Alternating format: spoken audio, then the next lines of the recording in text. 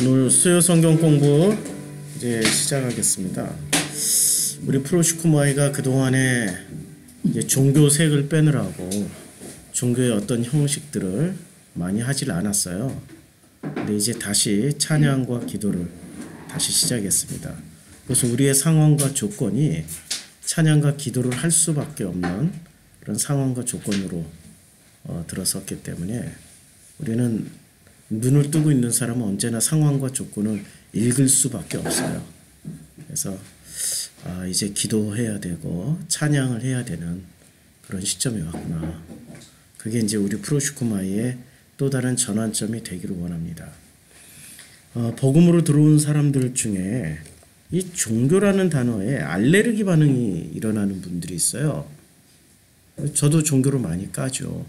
근데 제가 까는 종교는 어떤 종교냐면 본래의 종교가 아니라 타락한 종교를 말하는 거예요. 타락한 종교. 타락한 종교와 제대로 된 종교는 구분을 해야 돼요. 그러면 타락했다, 타락하지 않았다를 뭐로 구분할 수 있을까요? 종교가 타락했다. 아니면 종교가 본래의 기능을 잘하고 있다. 뭐로 구분할 수 있을까요? 뭐 행위를 열심히 한다. 뭐 착하게 산다. 바르게 산다. 열심히 교회 생활한다. 그런 모양새로 알아갈 수 있을까요? 종교가 타락했는지 타락하지 않았는지. 뭐로 구분하죠? 성경을 열심히 읽는다. 새벽기도 나온다. 아니면은 종교 범주 안에 불교도 들어가니까 불교인들처럼 3,000배 절 3,000번 해보신 분은 없죠, 이 중에. 예, 우리 3,000배 하신 분이 가끔 우리 교회 나오세요. 3,000배를 일주일 동안 하셨대요. 3,000배 하면 어떻게 되는 줄 아세요? 예, 이렇게 3,000배를 하면요, 일주일 동안 하면요, 일단은 병원에 한 달은 들어 누워 있어야 돼요. 예. 그거 못 일어납니다. 3,000배 정도 하면 일어날 수가 없어요. 그런 걸로 좋은 그 종교의 본질의 기능을 다하고 있느냐 아니면 타락한 종교냐라는 것을 알 수는 없어요. 3,000배 하는 사람의 속마음을 어떻게 알겠습니까? 뭐 열심히 선한 일을 하는 속마음을 어떻게 알 수 있습니까? 제가 에티오피아에 가서 에티오피아가 AD 예수님 돌아가시고 이거 빌립이 AD 한 40년경 50년경 사람이라고 치면 빌립이 간다게 네시를 만나요. AD 50년에 간다게 네시를 만나서 가서 복음을 전해요. 그리고 빌립이 간다게 네시에게 복음을 전하기 전까지 에티오피아는 종교가 뭐였는 줄 아세요? 에티오피아의 종교. 아프리카 에티오피아. 어딘지 아시죠? 예, 혹시 아프리카 어딘가에 있을 것 같죠? 그래서 에티오피아의 종교를 찾아보면 돼요. 뭐든지 찾아보면 돼요. 에티오피아 지도 딱 치면은 여기 에티오피아입니다. 에티오피아 요것만 봐서는 잘 모르시겠죠? 요게 에티오피아예요. 요게 이렇게 그 코뿔소에 뿔처럼 나왔다고 해서 뭐 별명이 있던데 에티오피아를 이렇게 조금 이제 지도를 조금 좁히면은 에티오피아는 어디에 붙어 있는 나라죠? 이렇게 보니까 아프리카에 붙어 있죠. 요게 에티오피아예요. 에티오피아 이렇게 돼 있는데 이스라엘은 어디 있을까요? 그때 당시에 이스라엘 여기 있죠. 이스라엘에 이스라엘하고 에티오피아하고 얼마나 떨어져 있어요? 엄청 많이 떨어져 있어요. 이집트 지나고 수단 지나고 에티오피아예요. 근데 간다게 네시가 왜 6월절 날 이스라엘에 있는 예루살렘 성전까지 가서 예배를 드렸을까요? 이게 유대교인이니까. 그러면 이 에티오피아에 유대교가 있었던 거예요. 이스라엘에만 유대교가 있었던 게 아니라 에티오피아에까지 유대교가 있었어요. 그럼 에디오피아까지 왜 유대교가 전파가 됐을까요? 에디오피아에까지 왜 유대교가 전파되었죠?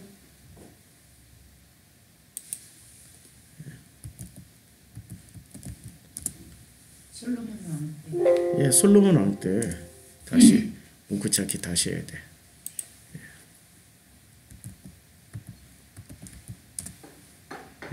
근데 솔로몬 왕 때 이제 자 마태복음 12장 42절에 심판 때 남방 여왕이 일어나 2세대 사람을 정죄하리니 그가 솔로몬의 지혜로운 말을 들으려고 땅 끝에서 왔음이거니와. 그렇죠. 이렇게 신약 성서에도 등장해요. 마태복음 12장 41절과 누가복음 11장 31절 심판 때에 남방 여왕이 일어나서 어느 나라 사람 2세대 예수 시대의 사람들을 정죄해요. 이는 그가 그 남방 여왕이 뭐를 했어요? 솔로몬의 지혜로운 말을 들으려고 어디서부터 왔습니까? 땅 끝에서부터 왔어요. 뭐 문자 하나 안 틀리고 마태와 누가가 똑같이 인용을 해. 솔로몬보다 더 큰 이가 여기 있느니라 있으며 이렇게 지금 표현하고 있어요. 그러면 자 이제 에디오피아를 한번 보자고요.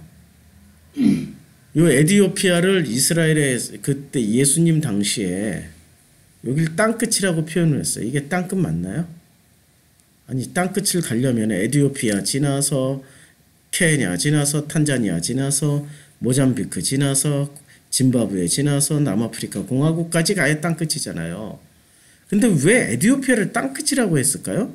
땅끝은 아닌데. 성경의 표현대로 문자 그대로 믿으면 안 돼요. 문자 그대로 하면 에디오피아가 땅끝이 돼야 돼요. 그렇죠? 왜 땅끝이라고 그랬냐면 유대교인들이 사는 마지막 지역이니까 땅끝이라고 표현한 거예요. 그러니까 성경을 문자 그대로 믿으면 절대 안 돼요. 문자 그대로 믿다가는 세대주의자가 되고 세대주의자가 되면은 성경을 제대로 알지 못하고 오해만 하게 돼요. 자, 그래서 에디오피아의 남방 여왕, 이 남방 여왕이 에디오피아 여왕이거든요. 그때 당시에 솔로몬을 찾아갔던 그 남방 여왕이 아니 이 마지막 때에 심판을 해요. 말이나 됩니까? 말이 안 되는 지금 내용. 그러면 이 에디오피아의 여왕이 누구길래 어떻게 심판을 하죠? 솔로몬을 찾아갔어요. 솔로몬에게 지혜를 구하러. 그런데 솔로몬을 찾아갔는데 솔로몬과 무슨 하룻밤을 잤든지 아니면 뭐를 했든지 가서 여하튼 그 과정은 몰라요. 성경에 자세히 안 나와 있으니까. 그러나 솔로몬에게 갔다 온 후로 에디오피아에 유대교를 전파한 거예요. 그래서 에디오피아 유대인들이 굉장히 많아요. 1945년도 이스라엘을 건국할 때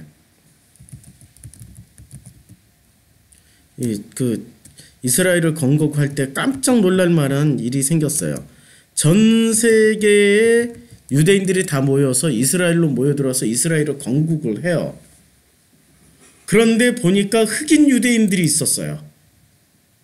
흑인 유대인들이 3000년 만에 이스라엘로 귀향을 해요. 자, 근데 보시면 기사를 읽어드릴게요. 흑인 유대인들의 마지막 엑소더스가 시작됐다. 기원전 10세기 이집트를 탈출하면서 대부분 유대인은 모세를 따랐지만 아프리카 쪽으로 흘러들어갔던 흑인 유대인들이 3,800여 명이 고국 땅을 밟았다. 압도적인 유대인들은 백인이지만 일부는 아프리카인도 등지로 흘러들어가 오랜 현지 생활과 피부 색깔이 언어가 다르다. 이거는 이제 그들 말이고 성서에 의하면은 놀랍게도 이거는 지금 도저히 설명이 안 되니까 지들끼리 막 설명을 붙여놓은 거예요. 성서에 따르면 이미 이 남방 여왕이 솔로몬 같다. 시바의 여왕이라고 그러죠. 시바의 여왕이 열왕기상 10장에 10장 몇 절에 나와요? 찾아서 1절부터 예, 열왕기상 10장 1절부터 예? 이건 뭐야? 사무엘상이죠. 예, 왕상 10장 스바의 여왕이 여호와의 이름으로 말미암은 솔로몬의 명성을 듣고 와서 어려운 문제로 그를 시험하고자 하여 예루살렘에 이르렀어요. 수행하는 자가 심히 많고 향품과 심히 많은 금과 보석을 낙타에 실었어요. 그러니까 대규모 사절단이 온 거예요. 엄청나게 많은 그 에티오피아 사람들이 예루살렘 성전까지 온 거예요. 솔로몬이 그가 묻는 말에 다 대답하였으니 왕이 알지 못해 대답하지 못한 것은 하나도 없어요. 그래서 스바의 여왕이 솔로몬의 모든 지혜와 그 건축한 왕궁과 그 상의 식물과 그의 신하들의 좌석과 그의 시종들이 시립한 것과 그들의 관복과 술 관원들과 여호와의 성전에 올라가는 층계를 보고 크게 감동되어 말하되 감동이 됐어요. 감동이 됐으면 어떻게 하죠? 마음이 움직였으면 행동을 하겠죠. 어떤 행동을 했을까요? 유대교인이 된 거겠죠. 당신이 이 정도의 지혜가 있다면 당신의 하나님을 내가 믿겠소. 그러든지 아니면은 유대교의 이때 당시에 유대교를 잘 알고 있는 레위라든지 제사장이라든지 이런 분들을 모시고 갔겠죠. 유대교인이 그렇게 했겠죠. 그리고 왕께 말하되 내가 내 나라에서 당신의 행위와 당신의 지혜에 대하여 들은 소문이 사실이로다. 그런데 내가 그 말을 믿지 아니하였더니 안 믿었어요. 근데 이제 와서 친히 본즉 내게 말한 것은 절반도 못 되니 당신의 지혜와 복이 내가 들은 소문보다 더하도다. 그래서 복되도다 당신의 사람들이여, 복되도다 당신의 신하들이여, 항상 당신 앞에 서서 당신의 지혜를 들음이로다. 이제 이때 중요한 얘기가 나와요. 9절에 당신의 하나님 여호와를 송축할지로다. 여호와께서 당신을 기뻐하사 이스라엘 왕에 올리셨고 여호와께서 영원히 이스라엘을 사랑하심으로 당신을 세워 왕으로 삼아 정의와 공의를 행하게 하셨도다 하고 엄청난 보석을 갖다 바쳐요. 그가 금 120달란트. 120달란트는 얼마나 많을까요? 1달란트가 얼마나 많은 줄 아세요? 달란트. 예, 1달란트. 1달란트는 34kg. 예, 금 34kg.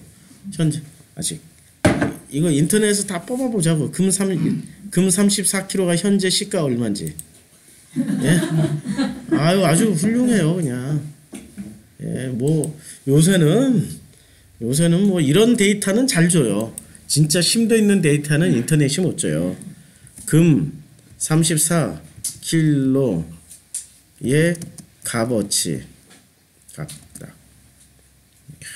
금 34kg. 금 34kg. 15억 원. 예, 15억 원.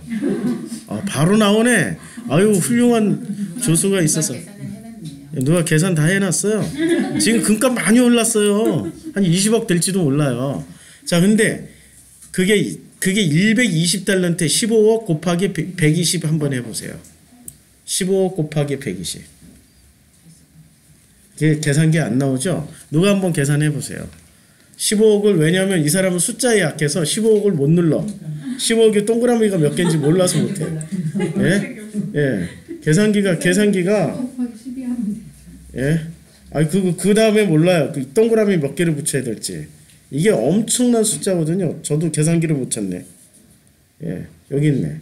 자, 15억은 1, 10, 100, 1000만, 10만, 100만. 15억 곱하기 120 하면은 얼마예요? 1조 8천억. 아니야. 더 넘어요. 18조 원이에요. 아니, 10, 100. 이게, 이게. 1800억 아니에요? 1800억. 죄송합니다. 1800억 원. 어휴, 큰일 났네, 나도 동그라미 약하네. 1800억 원어치를, 예. 1800억 원어치를, 그러니까 이게 20억쯤 됐는데 사실은 요새 금값 올라서 현재 시가로 하면 거의 뭐 2천억 정도를 금을 가져왔어요. 아니 말이나 되냐고요.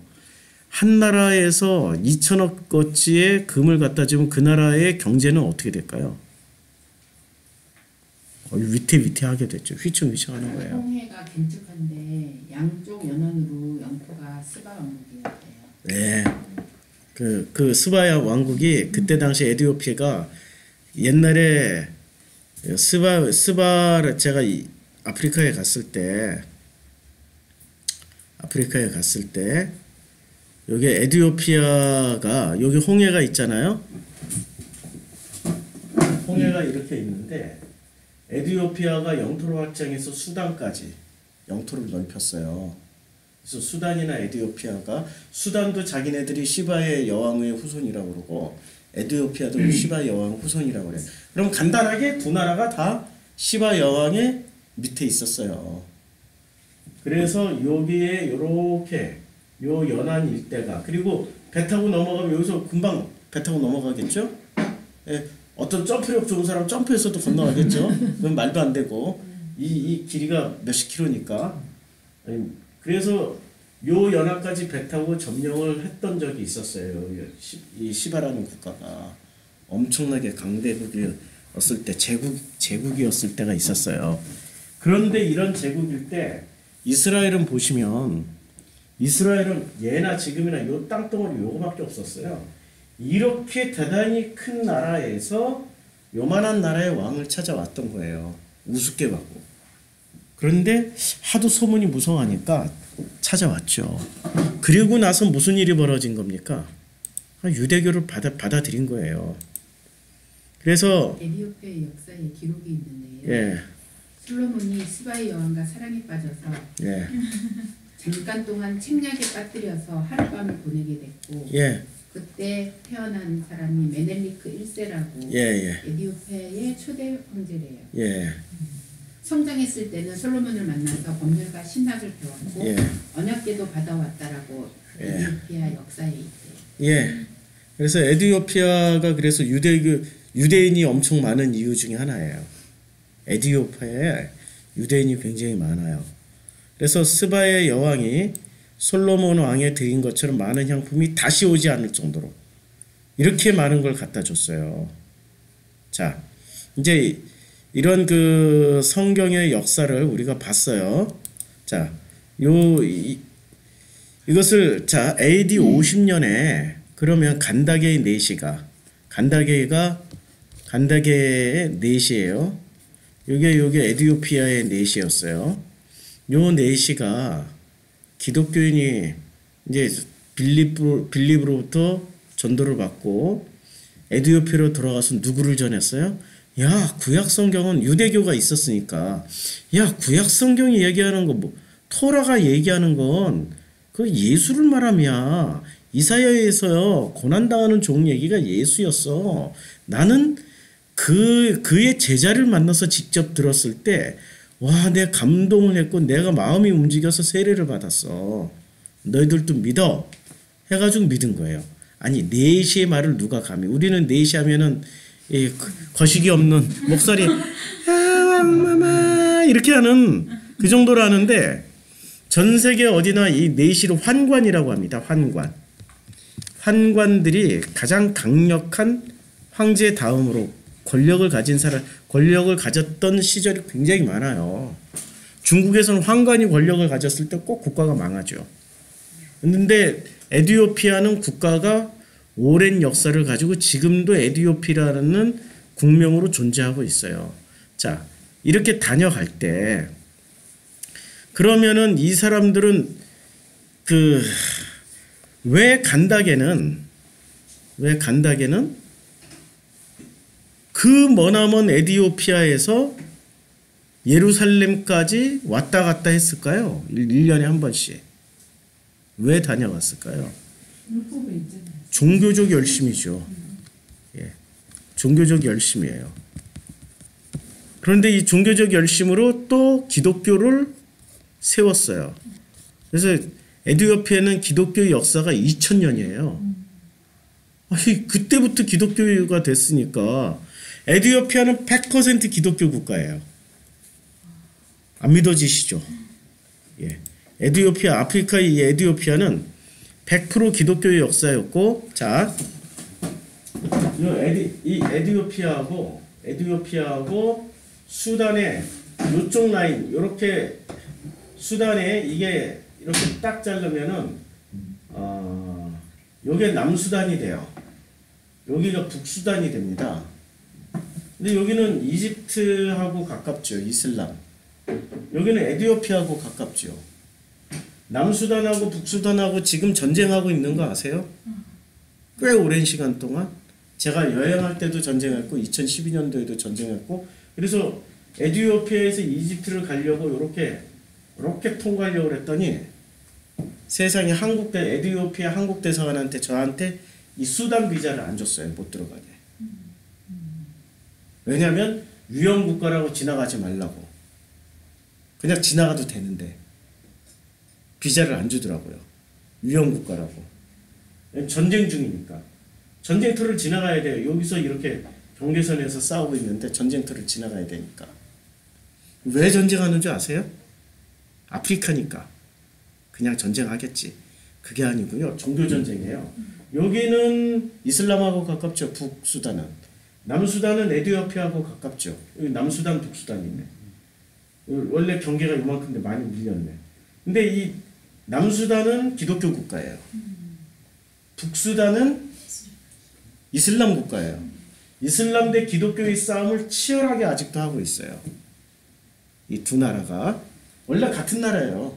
남한과 북한 같이 인종도 같고 언어도 같아요. 그런데 종교 때문에 싸우고 있어요. 에티오피아에 제가 6년 전에 갔을 때 2000년 동안 기독교 인구가 여기는 100%였어요. 근데 주변을 보세요. 이집트, 북수단, 이슬람, 여기 케냐, 소말리아, 이슬람. 그쵸? 이슬람에게 뺑뺑 둘러싸여 있어요. 에리트리아라는 나라는 이슬람이었는데 원래 에티오피아 국가였어요. 지부티라는 나라, 에티오피아, 지부티가 독립을 해버렸어요. 이슬람 혁명을 일으켰어요. 그래서 에티오피아에서 떨어져 나간 지 몇 년 안 돼요, 지금. 그러니까 에티오피아는 지부티를 잃으면서 항구를 잃어버린 거예요, 바닷길을. 그래서 지부티한테 돈을 주고 항구를 이용을 해요. 요 조그만 나라가 이렇게 큰 나라가 졌어요. 인구가 8천만인데 인구 무슨 몇백만도 안 되는 지부티한테 졌어요. 어떻게 졌을까요? 주변에 이슬람 국가에서 지원해서 이긴 거예요. 자, 그러면은 에티오피아가 2000년 동안 기독교 국가, 100% 기독교 국가였어요. 에티오피아에 아주 뛰어난 교회가 있습니다. 세계적으로 반드시 교회 건물에 관심 있는 사람은 반드시 가서 봐야 될. 이렇게 생각하면 돼요. 북한산이 전체 바위로 이루어졌어요. 북한산을 그대로 놔두고 북한산을 이렇게 밖에서 파들어간 게 아니라 북한산을 평면으로 탁 깎고 그 위에서 지하로 그냥 파들어갔어요. 바위를.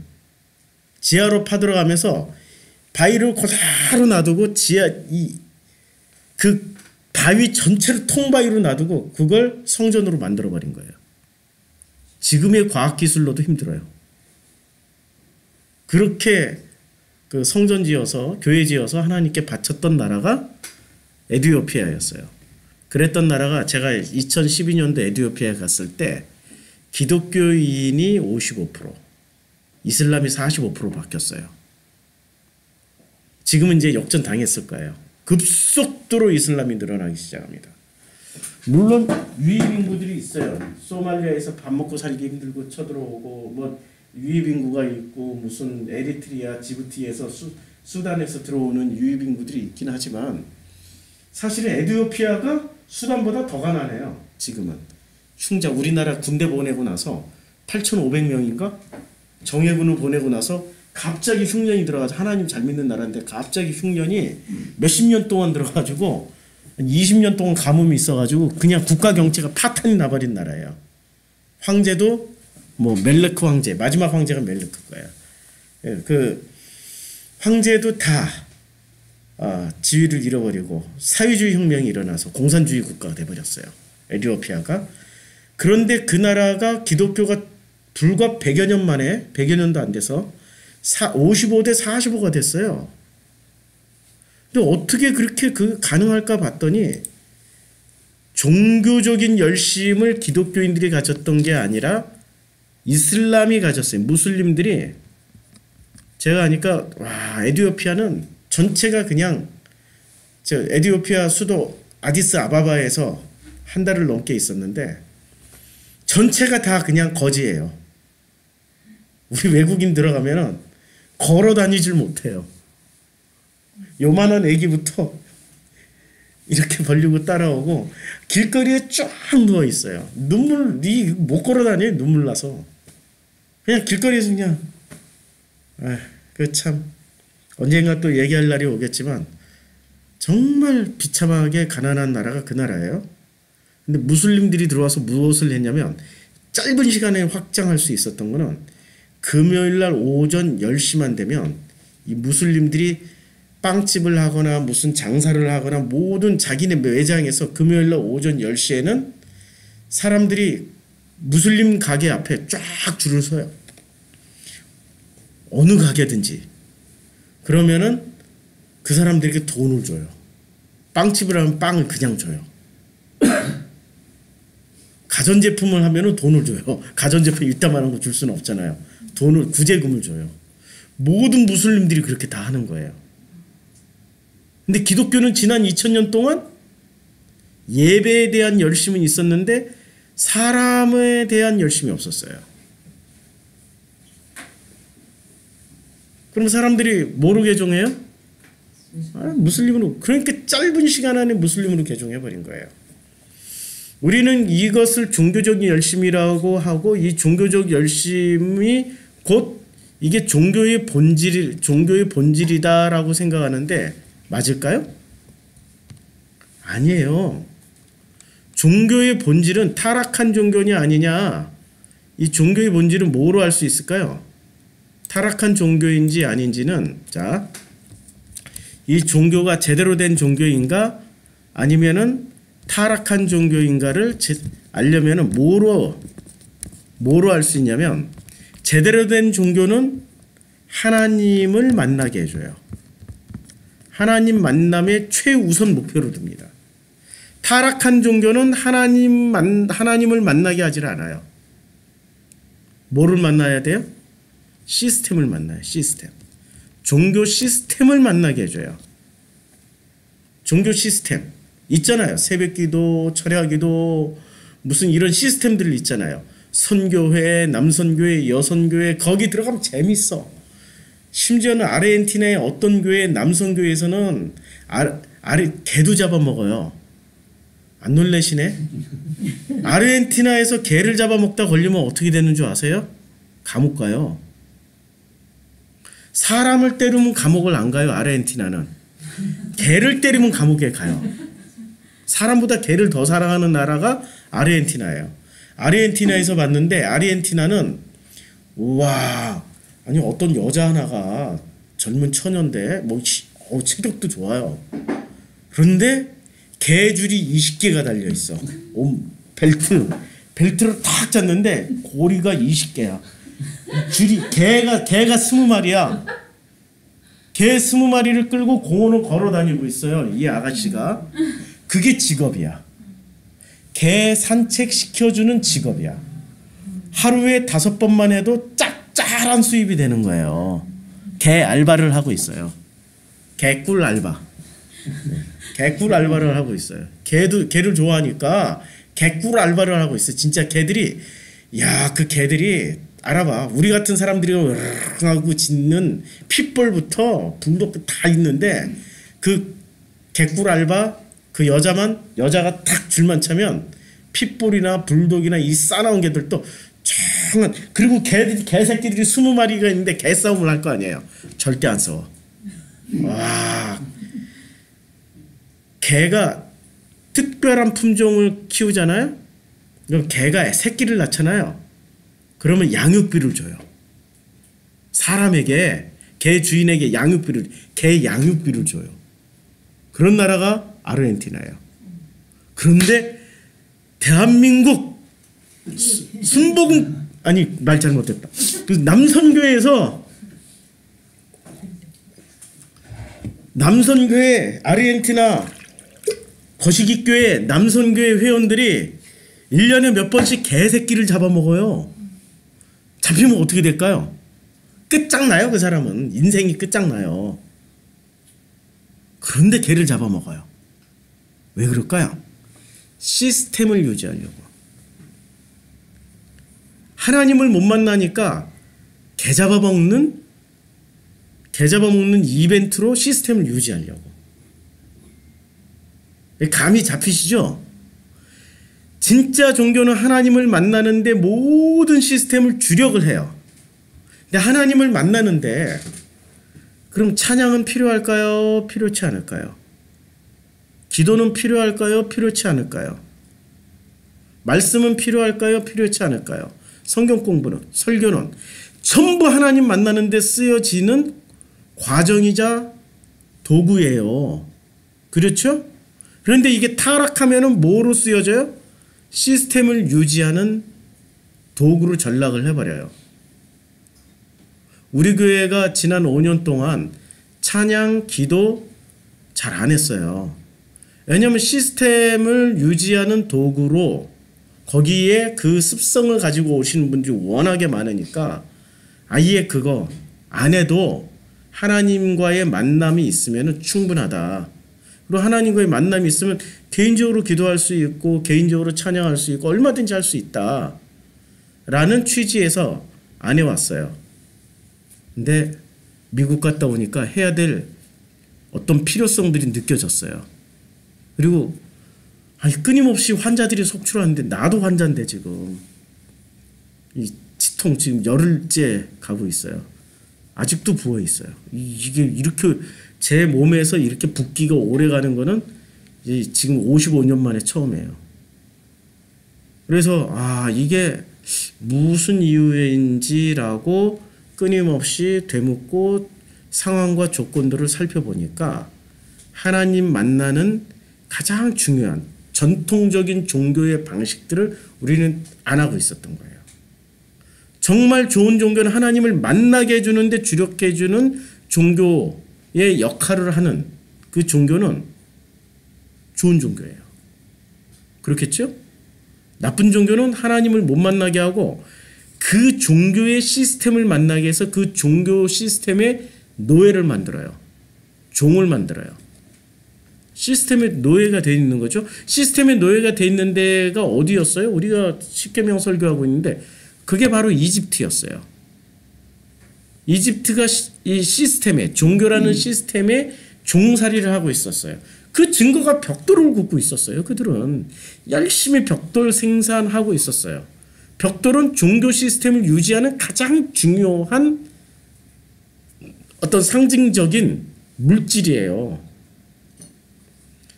그래서 성경의 벽돌 한번 다 찾아볼까요? 우리는 성경 공부니까 차분차분 찾아가면서 해보자고요. 차분차분. 처음부터 끝까지 벽돌 찾아보면은 벽돌이 굉장히 많이 나와요.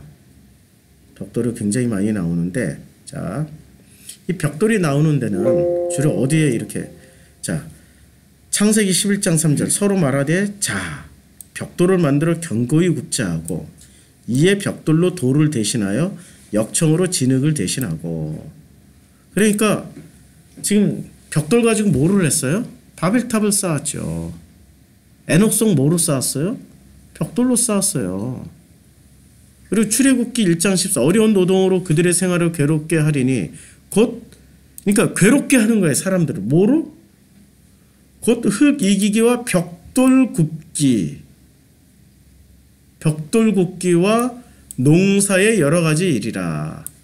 자, 벽돌 굽기로 계속 괴롭혔어요. 그럼 농사는? 아니, 성경에서 농사라고 최초에 나오는 장면이 어디 있는지 아세요? 그렇죠. 아벨은 양치는 자였고 가인은 농사짓는 사람이었어요. 그러니까 아벨의 직업과 가인의 직업이 극명하게 대조가 되는 거죠.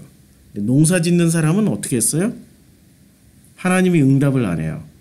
동생을 때려 죽여요. 그러니까 이들이 지금 벽돌 굽는 일과 가인이 했던 일을 물려받아서 하고 있는 거예요. 그런데 그들은 그것을 죽을 만치 고통스러워하는 사람도 있지만 그것을 당연하다고 여기는 사람들이 있어요. 우리가 대형 무슨 상회를 다니더라도 죽을 만치 고통스러워하는 사람들이 있어요. 이건 아닌데, 이건 아니야, 진짜 아니야 하고 떠나가는 사람들이 있지만 어떤 사람은 그게 너무 좋아, 재밌어. 그래서 결코 거기를 떠나지 않는 사람들이 있어. 뭐 그냥 목사 사건이 터지고 무슨 불륜이 터지고 무슨 횡령 사건이 터지고 가짜 박사학위 터지고 다 상관없어. 자기는 그 시스템이 좋아. 그런데 대표적인 데가 신천지 상회잖아요. 신천지 상회에 재미를 한번 붙이면은 그 시스템이 좋아서 안 나와요. 처음에는 뭐 말씀이 짝을 맞추네, 재밌네 하고 재미를 붙이지만 결정적으로 그 시스템에 한번 재미를 붙이면은 안 나와요. 특히 청년들. 거기 청년회에 들어가면 얼마나 재밌는데요, 시스템이. 중간중간 플래시몹 하지, 뭐 대형 뭐 전국의 청년들이 모이고 또 전 세계 신천지 청년들이 모여서 이 카드 섹션하고 뭐하고 해봐 얼마나 신나는데요. 그런 시스템을 좋아하는 사람들은 거기에 있어요. 자, 또 사무엘하에 그 안에 있는 백성들을 끌어내어 톱질과 썰어질과 철도끼질과 벽돌구이를 그들에게 하게 하니라. 사무엘하에는 이게 무슨 장면인지 모르겠는데, 암몬 자손의 모든 성읍을 이같이 하고 다윗과 모든 백성이 예루살렘으로 돌아가니라. 그러니까 그 안에 있는 백성들을 잡아다가 뭐를 했냐면 종살이를 시켰는데, 종살이를 하는 게 어디 뭐 벽돌 굽는 일이 주류일까요? 제일 먼저 종살이 시키는데 뭐부터 시켜요? 아니, 로마라든지 이런 그 스파르타쿠스라든지 이런 드라마나 영화를 보면은 뭐부터 시켜요? 예, 가정일부터 시키죠, 제일 먼저. 그리고 농장 경영하는데 농사일부터 시키죠. 그런데 여기에 들어가 있는 게 잘 보세요. 벽돌구이가 들어가 있어요. 벽돌구이. 뭔가를 그냥 이게 이 종살이의 가장 큰 주된 가장 고된 노동 중에 하나란 얘기겠죠.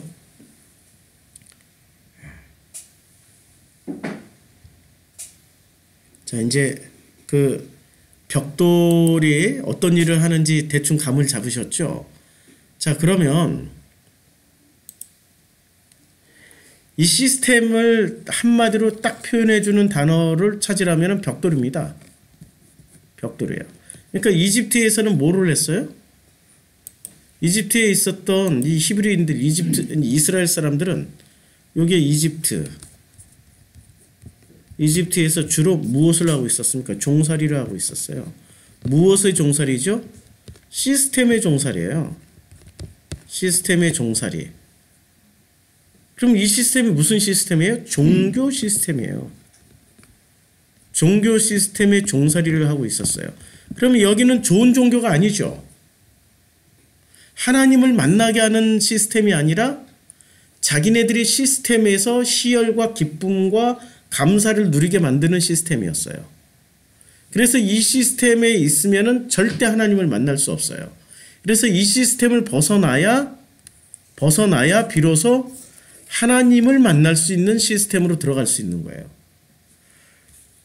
그래서 출애굽기 5장에 이렇게 말을 하고 있습니다. 출애굽기 5장에 모세와 아론이 바로에게 가서 말을 해요. 이스라엘의 하나님 여호와께서 이렇게 말씀하시기를 내 백성을 보내라. 백성을 보내라. 그러면 그들이 광야에서 내 앞에 절기를 지킬 것이다. 무엇을 지킨다고요? 절기라는 게 뭐죠? 예배 드린다라는 거예요. 하나님을 만나겠다라는 얘기예요. 그러니까 첫 번째 요구 조건이 이스라엘 백성들을 뭐 하기 위해서? 절기 지키기 위해서. 그러니까 이 시스템 안에서는 바로 너희들이 만든 요 시스템에서는 이게 바로 종교 시스템이고 종살이 시스템이기 때문에 하나님을 어떻게 만나요? 못 만나요? 하나님을 못 만나니까 하나님을 만나게 하기 위해서 이 백성을 내보내라 라고 요구하는 거예요. 백성을 내보내라 라고 요구를 하는데 바로가 이르되 여호와가 누구이기에 내가 그의 목소리를 듣고 그 이스라엘을 보내겠느냐. 그러니까 바로는 여호와를 알아요, 몰라요? 모른다는 소리예요. 나는 이제 바로가 얘기하는 거예요. 나는 여호와를 알지 못하니 이스라엘을 보내지 아니하리라. 그러니까 이런 얘기예요. 지금 자 굉장히 중요한 얘기예요. 지금 바로는 뭐를 하고 있었어요? 사람들을 종교 시스템 안에서 그들을 종살이를 시키고 있었던 사람이었어요. 종교 시스템 안에서. 종교 시스템 안에서 그들을 종살이를 시키고 있었어요. 무슨 종살이요? 이집트의 종살이가 아니라 이름은 이집트지만 성경에서 말하고자 하는 내용은 이집트의 종교 시스템 아래서의 종살이를 시키고 있었어요. 그 시스템이 길들여지게 만들고 시스템의 한 부속품이 되어서 시스템의 노예로 살아가게 만들어버린 거예요. 그런데 그러면 이 시스템에서 이용해 먹고 있는 하나님의 이름은 뭐였을까요? 예? 우리는 이집트의 종교, 자, 이집트 종교의 신 하면은 별의별 신들의 이름이 나옵니다. 한번 찾아볼까요? 이집트 종교 신. 이집트의 종교의 신 이름이 나와요. 이거 뭐 동영상 보면은 이게 지금 이집트 종교 시스템의 신 이름이에요. 자, 이게 쫙 넘어가 버리네. 어이구, 이렇게 그냥 쫙 넘어가 버리면, 자, 제일 큰 신이 누, 밑에 아톰, 밑에 슈, 테프네트, 게브, 누트, 뭐 오시리스, 이시스, 세트, 네프틱스, 디, 호로스, 아비누스, 뭐 이렇게 이집트의 신 이름이 나와요. 이거 뭐 자료가 정확한지는 모르겠는데 좌우지간 이런 다신교예요. 다신교. 아마 게임하는 애들이 했기 때문에 매니아들이 했을 거예요. 게임 그림 그려놨죠. 이 게임하는 애들이 했기 때문에 뭐 요게 이집트의 어떤 이제 이집트는 원래 신의 이름이 이래요. 그런데 바로가 이야기하는 신의 이름을 한번 들어보자고요. 그들이 이르되, 이제 그들이 누구예요? 모세죠. 모세와 아론이 히브리인의 하나님이 우리에게 나타나셨은즉 우리가 광야로 사흘기쯤 가서 우리의 하나님 여호와께 제사를 드리려 하오니 가도록 허락하소서, 이렇게 말을 해요. 그런데 애굽 왕이 뭐라고 얘기를 합니까? 5장 4절에 그들에게 이르되 모세 아론아 너희가 어찌하여 백성의 노역을 쉬게 하려느냐, 가서 너희 노역이나 해라. 그러니까 이 장면에서 우리는 뭐를 읽을 수 있어요? 이걸 읽을 수 있죠. 종살이를 좀 그치고, 바로요, 종살이를 그치고 뭐를 하겠다는 얘기예요? 종살이를 그치고 이 시스템에서 벗어나서 이제는 우리가 나가서 진짜 하나님을, 참 하나님을 만나고 싶습니다. 만남을 원합니다. 라고 이렇게 간절히 원하는 장면이에요. 우리 대형상회에서 이렇게 얘기하는 거죠. 뭐 드디어 사랑의 상회 오정현 회장님께서 담임 목사 직무정지 처분을 받으셨어요. 오늘 뉴스에. 이게 세상 뉴스에 나왔어. 세상에 이슈 중에 이슈야. 그러면은 그 사랑의 상에 있는 이 수많은 종살이 하는 사람들이 나와야 되잖아요. 안 나온다니까요. 왜 안 나올까요? 거기를 벗어나면 돈도 못 벌고 장사도 안 되고 병 걸려서 죽을 것 같으니까. 지금 이런 거예요. 나가자고 할 때 나갈 사람이 누가 있겠냐고. 아무도 안 나간다니까. 그래서 10가지 재앙이 필요한 거야. 10가지 재앙으로 맞아야 나온다니까. 좀 잔인한 얘기지만 여기 안 맞고 나온 사람들이 있어요? 예? 다 맞아봤잖아. 맞아야 나오는 거죠. 안 맞고 나온 사람은 복이 있어. 진짜 복이 있는 사람이야. 모세는 40년 동안 광야에 있다가 깨닫고 나온 거예요. 40년 광야 생활을 해보셨냐고. 자,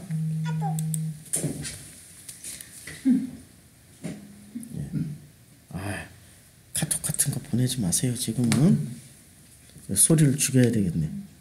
숨 죽였어. 자, 숨 죽였어.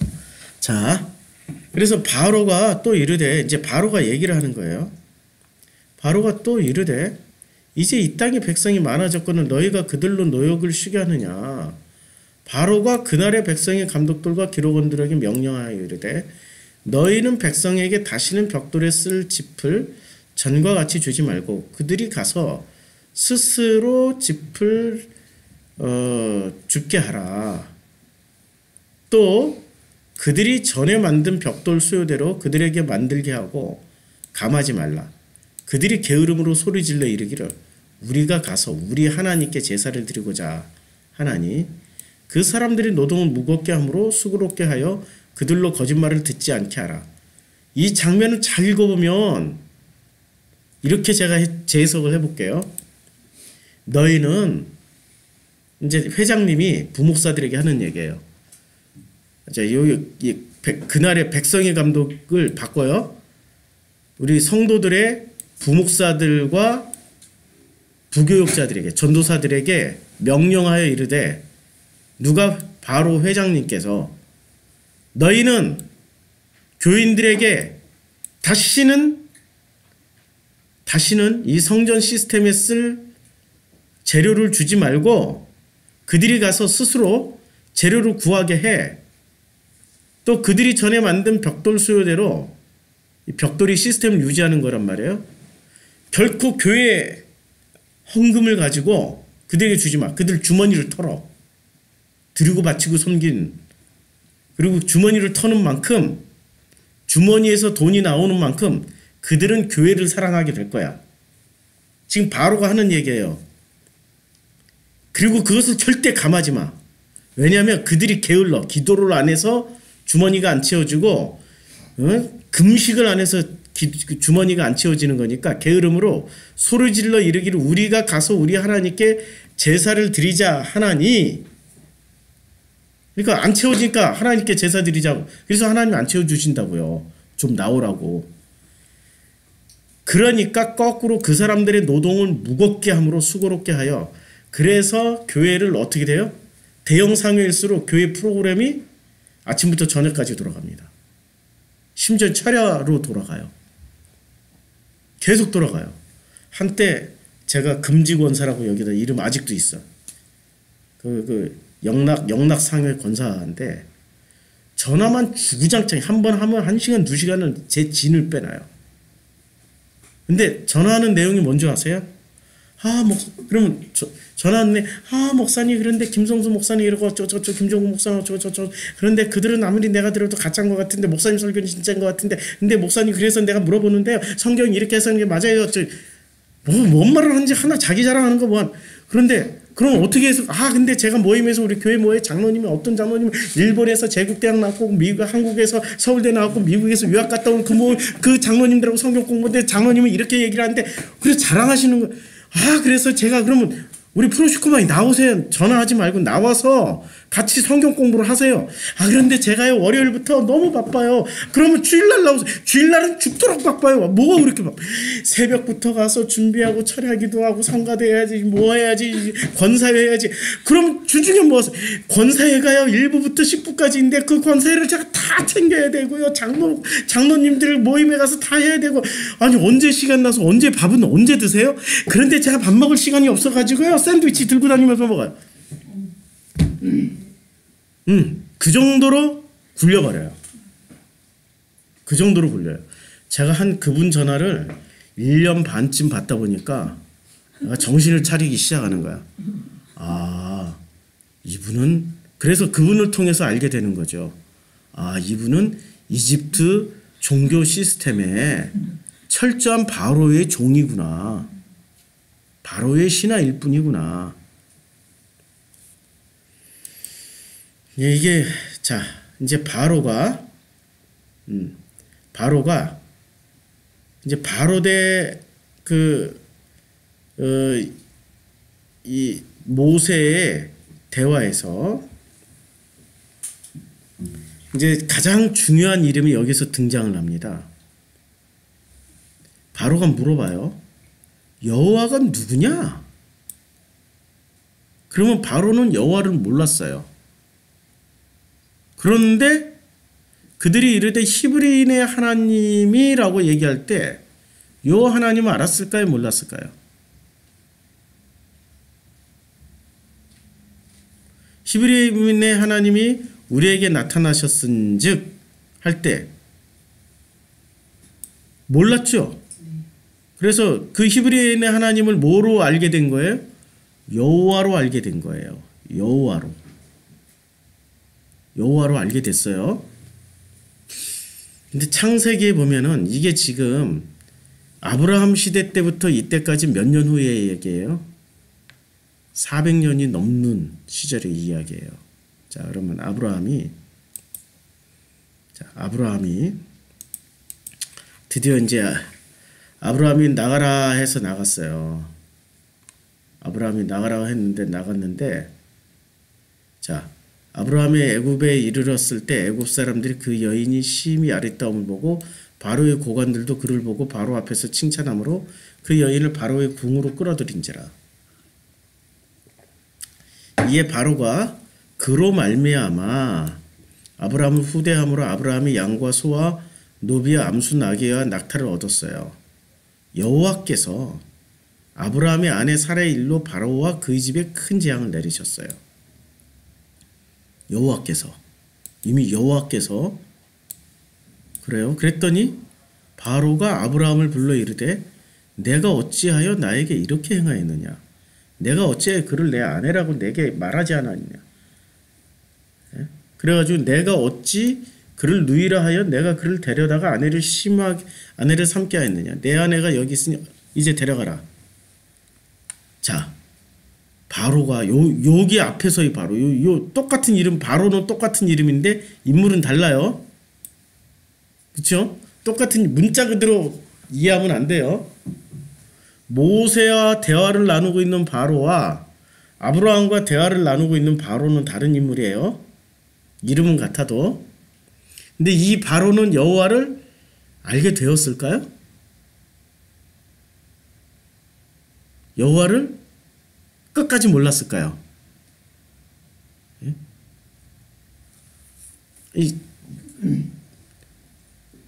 아니 끝까지 몰랐다면 큰일 나죠. 누가 재앙을 내렸어요? 좋은 일을 해준 사람 기억 안 나. 철천지 왼수 나쁜 짓을 해준 내 돈 띄어먹고 나를 죽도록 팬 놈 내가 기억나. 그건 영원히 안 잊어져. 바로가 지금 여호와를 뭐로 경험해버렸어요? 아니 바로가 지금 여호와를 뭐로 경험을 해버렸냐고요.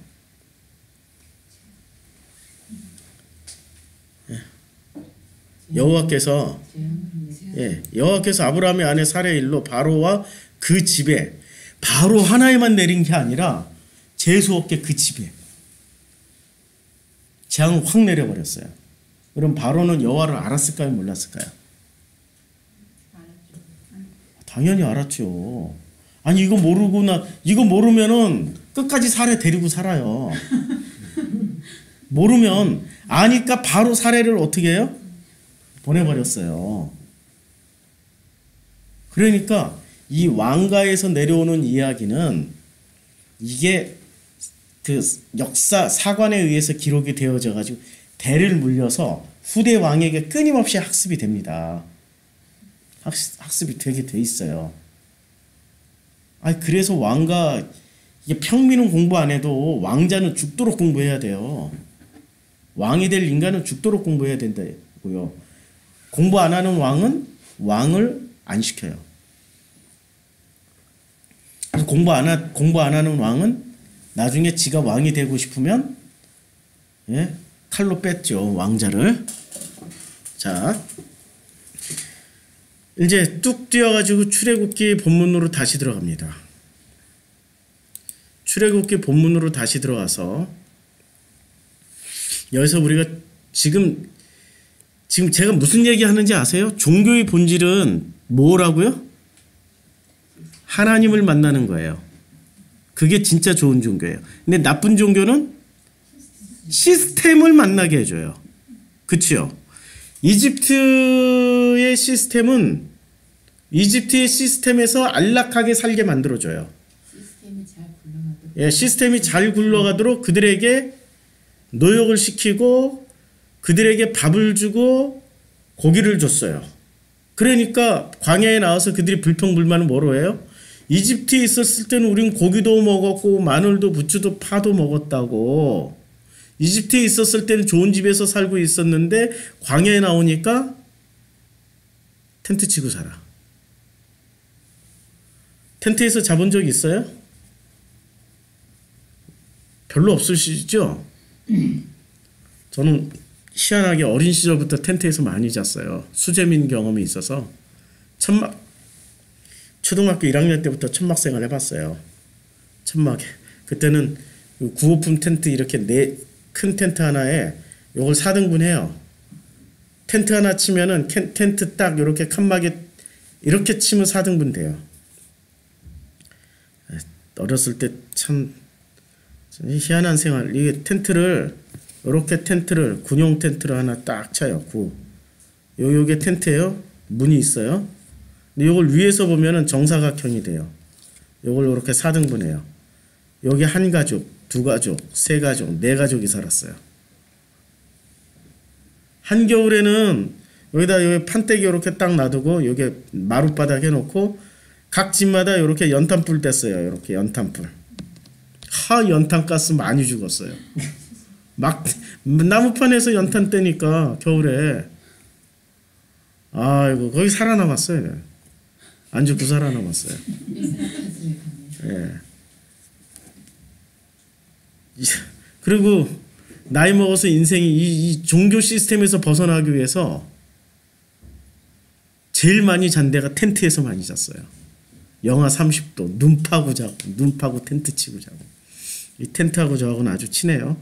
근데 텐트에서 잘 때는 이제 영하 30도쯤 되면은 텐트에서 잘 때 이런 전자제품은 어떻게 되냐면은 배터리가 바로 방전돼요. 추우면. 그래서 쓸 수가 없어요. 근데 그때 당시엔 폴더폰이었어요.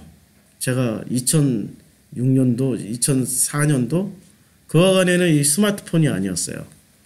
폴더폰은 배터리가 재수 좋으면 일주일 가요.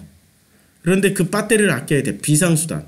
그 산에서 험악하게 내가 무슨 짐승한테 당할 수도 있고 눈에 발을 절벽에 잘못 디뎌서 떨어져서 다칠 수도 있고 그래서 얘는 항상 119를 부를 때 필요한 제일 잘 터지는 그때 당시에 산에서 제일 잘 터지는 그 통신사의 휴대폰을 가지고 다녔어요. 그런데 얘가 영하에 노출되는 순간 배터리가 다 나가서 제가 전화를 할 수가 없어요. 어디 전자제품이 얘만 있냐고요. 카메라 배터리 있지, 휴대폰 배터리 있지, 전자제품이 득식을 하는데 그러면은 얘네들이 얼으면 안 되잖아요. 그러니까 침낭 안에 얘네들을 다 쓸어 전자제품을 같이 넣고 자야 돼요. 침낭도 비좁아 죽겠는데 이렇게 눕고 저렇게 눕고 얘네들 다 집어넣어놓고 얘네들을 품고 자야 돼. 그것만 품는 게 아니라 물을 놔두면 물이 바로 얼어버려요. 그러니까 물통도 끌어안고 자야 돼. 왜냐면 아침에 물을 구할 데가 없잖아요. 근데 물통을 끌어안고 자야 물통이 이 물이 얼질 않아서 그 아침에 그 물을 마시고 그 물을 부어서 음식을 해 먹고 또 칼로리가 있어야 걸을 거 아니에요. 빈속에 걸으면 가다 쓰러져요. 그 추운데. 칼로리 보충을 하고 가야 될 거예요. 버글버글. 텐트 생활을 하면은 잘 때는 이제 추우니까 옷을 다 입고 그리고 마지막 파카는 옷을 안 입어요. 옷을 입고 자면 죽어요. 옷을 벗고 덮고 자야 돼. 그리고 침낭을 이렇게. 왜 덮고 자야 되는지를 말씀드릴게요. 우리가 사람이 자면은 사람 몸에서 수분이 1리터에서 2리터가 나와요. 땀으로 나오든 숨으로 나오든. 그런데 이게 날이 따뜻하면 괜찮아. 숨 쉬어도 이게 괜찮잖아요? 다 증발돼 버리잖아요? 추우면 텐트 안이 텐트 밖은 영하 30도예요. 이 안에는 최소한 영하 10도는 된단 말이에요. 내가 숨 쉬고 땀 흘리는 게 지금 내 몸 가까이에 있어서 체온이 있는 것은 녹아서 밖으로 발수가 돼요. 이게 그래서 등산 장비는 생명을 지탱하는 중요한 장비입니다. 이 고어텍스 반드시 필요해요. 발수를 해요. 그래서 이 거위털을 쓰는 겁니다. 거위털을 안 쓰면 그냥 솜 침낭을 쓰면 발수를 안 하고 물을 그대로 머금고 있어요. 발수를 한단 말이에요. 그럼 내 몸에 붙어 있는 것들은 내 체온이 있기 때문에 얘네들이 그냥 살짝 젖어 있기만 하지만 밖에는 내 체온이 전달이 안 될 거죠. 그럼 어떻게 되겠습니까? 침낭 안에서부터 얼어가기 시작해요. 나중에 자고 일어나면 침낭 밖은 완전히 얼음덩어리가 됩니다. 텐트 안에 있는 건 다 얼음덩어리. 내가 숨을 쉬었잖아요. 텐트 안에 내가 쉬었던 숨이 다 이렇게 수분이 돼서 얼어붙어가지고 얼음이 다 돼 있어. 고드름이 다 돼 있어요. 텐트 생활이 그렇게 불편하고 힘든 거예요. 40년을 텐트에서 살았어요. 그리고 하나님도 어디서 사셨어요? 텐트 안에서 살으신 거예요. 법궤를 텐트 안에 넣어놨잖아요. 상징적으로 당신도 똑같은 텐트 안에서 살으셨다라는 어떤 상징적인 의미를 주신 거예요. 그분이 우리 아버지세요. 우리와 동일하게 우리처럼 살아가시는 그분이 우리 아버지시라니까요. 근데 바로는 어떻게 살아요? 궁궐에서 살고 바로의 그 시스템 속에 들어가 있는 우리 회장님들의 교인들은 능력 성과급제죠. 능력 있는 사람은 잘 살지만 능력 없는 사람은 죽도록 가난해야 돼.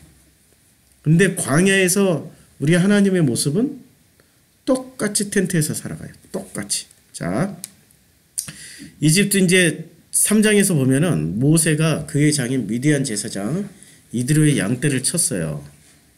근데 여호와의 사자가 여기서 벌써 여호와가 나타나요. 이제 떨기나무를 보고 자 이제 12절에 여기서 하나님이 말씀하셔요. 내가 반드시 너와 함께 있으리라. 내가 그 백성을 애굽에서 인도하여 낸 후에 너희가 이 산에서 하나님을 섬기리니.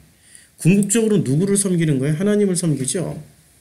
이때 하나님이란 단어를 주일날 설교 가지고 제가 부족해서 지금 또 다시 지금 하고 있는데요. 하나님이 가라사대 너희가 함께 그러니까 하나님을 섬기리니 이렇게 말씀하고 있어요. 이때 하나님을 섬기리니라고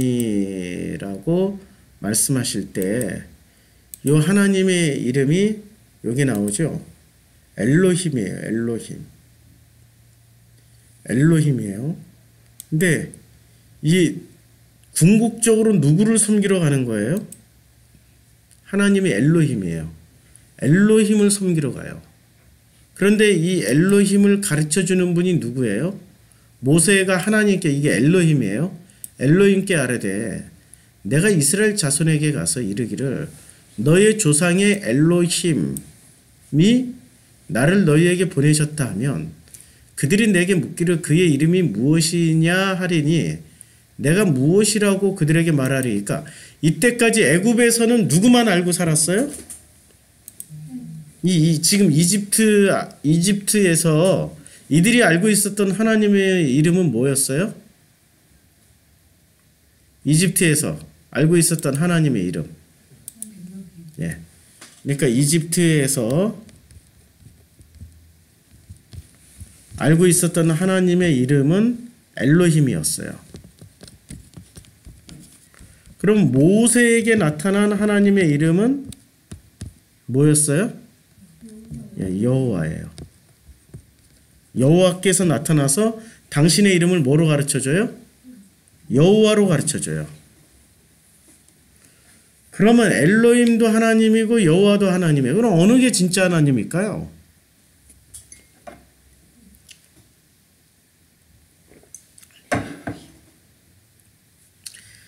여호와께 제사 드리러 간다고 그랬죠. 아까 바로에게 5장에서는 여호와께. 그러면 왜 바로에게는 여호와께 제사를 드린다고 그랬을까요?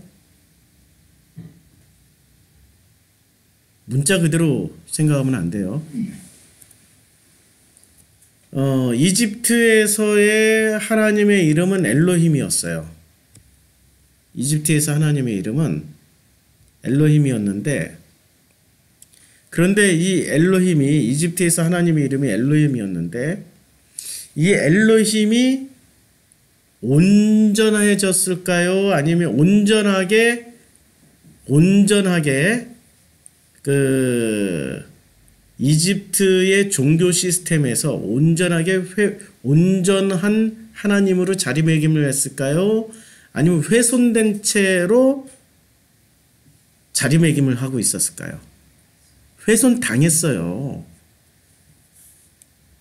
그러니까 이집트라는 시스템의 가장 큰 문제점, 이집트에서는 시스템을 지키기 위해서 하나님을 어떻게 했어요? 하나님을 만나지 못하게 한 거죠. 하나님을 만나지 못하게 했어요. 그러니까 하나님을 만나지 못한 이집트의 사람들은 하나님을 누구라고 생각해요?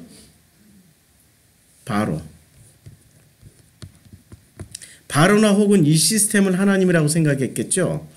요때 요 하나님 이름이 뭐였어요? 엘로힘.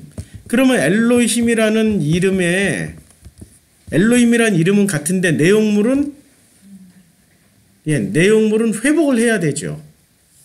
추워요? 제가 올릴게요.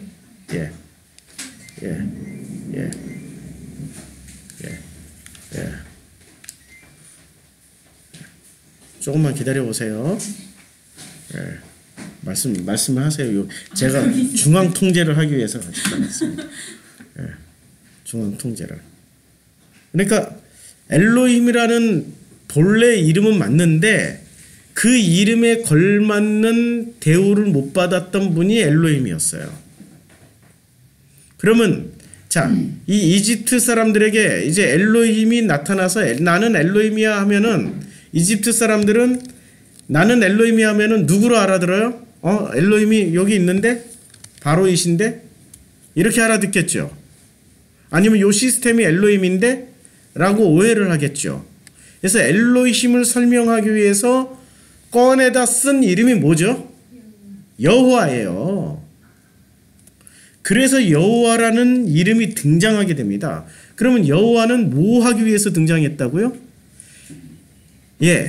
이 사람들의 이집트 시스템에 의해서, 이집트 종교 시스템에 의해서 훼손된 엘로힘을 복원시키기 위해서 오신 하나님 이름이에요. 그러면 그 하나님이 다른 이름일까요? 다른 이름에 그래서 삼위일체라는 거예요. 그래서 다시 한번 또 얘기를 할게요. 이 본문을 보고 이 본문이 굉장히 중요한 본문이에요. 이제 하나님이 모세에게만 이름이 뭐냐고 모르니까 하나님이 누구예요? 엘로힘이 성경에서 하나님이라고 번역하면은 엘로힘이에요. 구약 성경에서는 엘로힘이 모세에게 말씀하시되 나는 스스로 있는 자니라. 스스로 있는 자니라. 요 이름을 첫 글자만 따면 뭐가 된다고 그랬어요? 여호와가 돼요. 야훼나 여호와가 돼요. 영어 발음은 제호바가 돼요. 제호바. 이 영국 놈들은 성경의 이름을 바꾸는데 천재예요. 베드로를 피터로 바꾸고 안드레를 또 이름을 바울을 폴로 바꾸고 스테반을 스테파니로 바꾸고 스테판 이름을 다 바꿔가지고 너무 헷갈려. 영어 성경 읽으면 말라기를 말라카이 이러고 이사야를 아이자야 이거 어떻게 알아더라고. 이사야를 아이자야 하면은 예레미야를 제레마이야 이렇게 불러버리니까 그러니까 여호와를 제호바 또 이렇게 바꿔. 그럼 모두 서로 다른 발음이 돼버리잖아. 또 자 이제 그래서 하나님이 요때 이제 3장 15절 요때 누구예요? 요 하나님은 엘로힘이에요, 여호와예요. 엘로힘이 또 모세에게 이르시되 너는 이스라엘 자손에게 이같이 이르기를 너희 조상의 뭐예요? 엘로힘. 엘로힘 이제 여기서 플러스 여호와가 나와요. 그러니까 엘로힘 여호와예요. 그러면 엘로힘 여호와는 뭐를 설명하기 위해서 하는 거예요? 여호와를 설명하기 위해서. 이스라엘 사람들 머릿속에는 지금 누구 이름만 있어요? 어떤 이름만? 엘로힘만 있었어요. 근데 엘로힘을 설명하기 위해서 플러스 시킨 이름이 뭐예요? 여호와. 그래서 여호와 엘로힘, 하나님 여호와가 등장해요. 아브라함의 하나님 요때는 자 너의 조상의 하나님 여호와 이렇게 플러스가 됐지만 아브라함의 뭐예요? 엘로힘. 이삭의 엘로힘. 야곱의 엘로힘께서 나를 너희에게 보내셨다 하라. 이는 나의 영원한 이름이여 대대로 기억할 나의 칭언이라. 그러면 이제 엘로힘의 이름은 어떻게 됐어요? 사람들에 의해서 왜곡됐죠. 그 이름의 내용물을 제대로 가르쳐 주기 위해서 지금 이제 영원한 이름은 이제 그걸 위해서 여호와가 왔어요. 그럼 여기서 이는 나의 영원한 이름이요 대대로 기억할 나의 칭호가 여호와예요, 엘로힘이에요. 자, 다시 한번 여호와 엘로힘, 그러니까 너의 조상의 하나님 여호와 엘로힘. 근데 여기서 엘로힘을 설명하기 위해서 뭐가 플러스가 된 거예요? 예. 그래서 아브라함의 엘로힘, 그 다음에 여호와 빠졌어요. 이삭의 엘로힘, 야곱의 엘로힘이 나와요. 그러면 이는 나의 영원한 이름이여 대대로 기억할 나의 칭언이라. 그러면 무슨 이름을 강조하기 위해서 말씀하신 거예요? 엘로힘. 근데 엘로힘인데 왜 이름은 여호와라고 가르쳐줘요? 나는 스스로 있는 자니라. 왜 여호와라고 가르쳐줬을까요?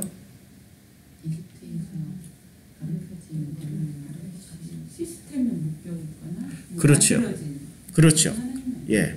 자, 예수 당시를 생각해 보자고요. 아주 중요한 이것을 예수를 이해하는 아주 중요한 지금 과정입니다. 예수님 당시에 지금 이 사람들은 어떤 하나님을 알고 있었어요? 유대인들은 어떤 하나님의 이름을 알고 있었어요? 엘로힘, 그 다음에 또 여호와, 그 다음에 또 여호와 엘로힘을 여호와 엘로힘을 알고 있었어요. 자, 이 세 가지 이름을 알고 있었는데 이 세 가지 이름은 너무 거룩하여서 못 불렀고 뭐라고 불렀어요? 아도나이라고 불렀어요. 아도나이. 그러면 예수님이 오셔서 예수님은 지금 이분의 아들로서 오셨어요. 지금 엘로힘이나 여호와나 여호와 엘로힘의 아들로서 왔어요. 아들로서 와서 뭐를 하는 거예요? 아들로서 왔으니까 신으로서 왔죠. 신으로서. 지금 여호와가 신으로 등장한 거잖아요. 인간으로 등장한 게 아니란 말이에요. 그렇죠? 여기까지 이해가 되셨어요? 예, 이해가 되셨어요? 자, 신으로서 이렇게 등장을 했어요. 그럼 등장해서 이분이 뭐를 설명해줘요? 아도나이는 하고 누구를 설명해줘요? 너희들이 말씀하고 너희들이 감히 부르기조차 거룩해서 못 부르고 있는 그 아도나이, 엘로힘, 여호와 엘로힘은 아버지야 라고, 아버지인데 너희에게 아빠 아버지라 부를 수 있는 권세를 줬어 라고 뭐를 설명해줘요? 여호와, 그러니까 엘로힘과, 그러니까 왜 여기에 엘로힘에 왜 여호와와 여호와 엘로힘이 더 추가가 됐죠? 지금 모세는 엘로힘을 설명하기 위해서 누구 이름을 끌고 왔어요? 여호와의 이름 이렇게 끌고 왔어요. 여호와의 이름을 통하여서 엘로힘을 설명했었어요. 여호와의 이름을 통하여서 엘로힘을 설명해 줬어요. 그런데 지금 예수님 당시에는 엘로힘도 하나님이요 여호와도 하나님이요 여호와 엘로힘도 하나님이 돼 있어요. 이 하나님을 설명하기 위해서 이 사람들 머릿속에는 엘로힘이나 여호와나 여호와 엘로힘이나 같은 그냥 몰 개념으로 들어가 있는 거예요. 유대인들 머릿속에. 그 몰 개념으로 들어가 있는 그분을 설명해 주시기 위해서 여호와가 또 나타난다면 그들은 그 여호와를 그냥 숭배만 하지 여호와의 설명을 안 들으려고 하겠죠. 그 여호와를 숭배만 하지, 너무 거룩한 이름이니까 숭배만 하려고 하지 여호와의 말씀을 안 들으려고 그러죠. 여호와의 설명을 어떻게 감히 우리가 듣겠나이까, 우리 같은 먼지요, 우린 티끌이요, 우린 똥이요 하는 그런 마음 자세로 안 듣고 그냥 무조건 숭배만 하려고 하겠죠. 그래서 여호와가 예수 시대는 누구로 나타나요? 예수로 나타나잖아요. 예수로 나타나서 지금 뭐를 해줘요? 지금 똑같은 역할을 해줘요. 누구하고 똑같은 역할? 예수가? 모세에게 나타난 여호와. 그렇죠. 아이고, 그래도 당신 쬐끔 낫네. 옆에서 내가 아주 많은 얘기를 이 사람한테 전화 통화하고 얘기하고 지금 하고 글 쓰고 하니까 지금 예수의 역할은 여호와의 역할을 해주는 거예요. 모세는 있잖아요. 예수의 역할을 하는 사람이 아니에요. 우리는 이제까지 신학에서 모세가 누구의 역할을 했다고? 예수의 역할을 했다고 그랬잖아요.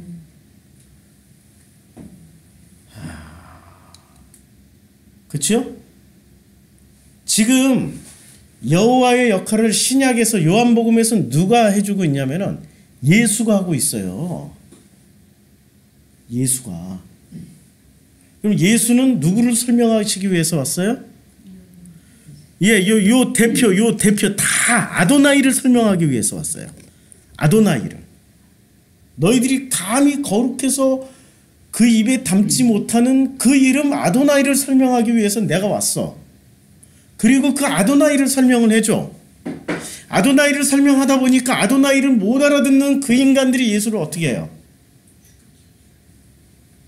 네가 하나님을 망령되이 일컫는구나, 야 엘로힘을 망령되이 일컫는구나 하고 죽여버려요. 여호와가 지금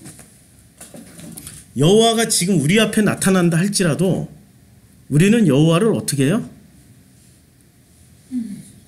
아니지, 우리 여기는 말고 우리 저 프로시코마이는 말고 명성상회나 순복음상회에서 여호와가 나타나서 설명을 해주면 어떻게 할까요?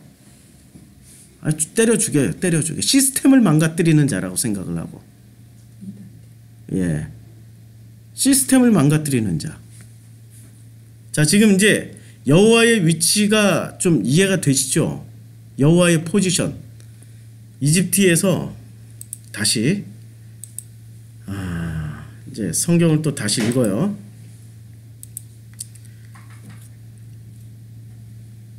너는 가서, 자 이제 모세에게 말씀하시는 거예요. 이스라엘의 장로들을 모으고 그들에게 이르기를 여호와 너희 조상의 하나님. 이 조상의 하나님이 누구예요? 엘로힘. 아브라함과 이삭과 야곱의 하나님. 이게 뭐죠? 이름이 엘로힘이 누구에게 나타나요? 근데 지금 모세에게 나타난 하나님은 여호와예요, 엘로힘이에요? 근데 왜 엘로힘이라고 얘기를 해요? 그치요? 같은 하나님이니까. 자, 내게 나타나 이르시되 내가 너희를 돌보아 너희가 애굽에서 당한 일을 확실히 보았노라. 내가 말하였거니와 내가 너희를 애굽의 고난 중에서 인도하여 적과 끓이 흐르는 땅 곧 가나안 족속, 헷 족속, 아모리 족속, 브리스 족속, 히위 족속, 여부스 족속의 땅으로 올라가게 하리라 하셨다. 라고 언제 말했어요? 지금 출애굽기 3장 17절의 말씀을 창세기에서 분명히 말씀하셨어요. 아브라함에게. 돌아갈게요. 이게 지금 출애굽기 본문이고 지금 창세기 본문이에요. 창세기 15장에 보면은 자 이제 여호와께서 말씀을 하세요. 여호와께서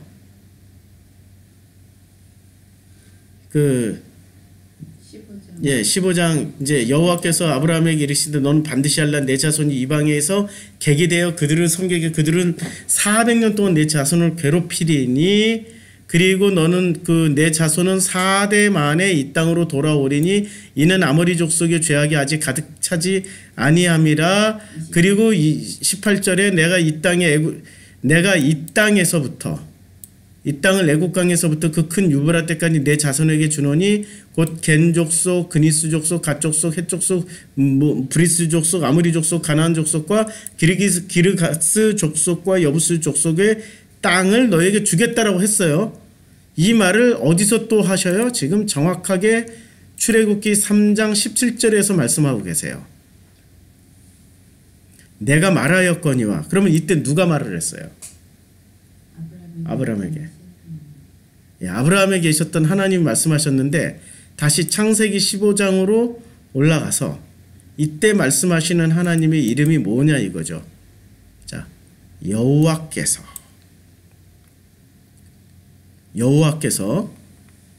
그 다음에 그날의 여호와께서. 그러면은 이 하나님의 이름이 뭐였어요? 여호와였죠. 여호와였어요.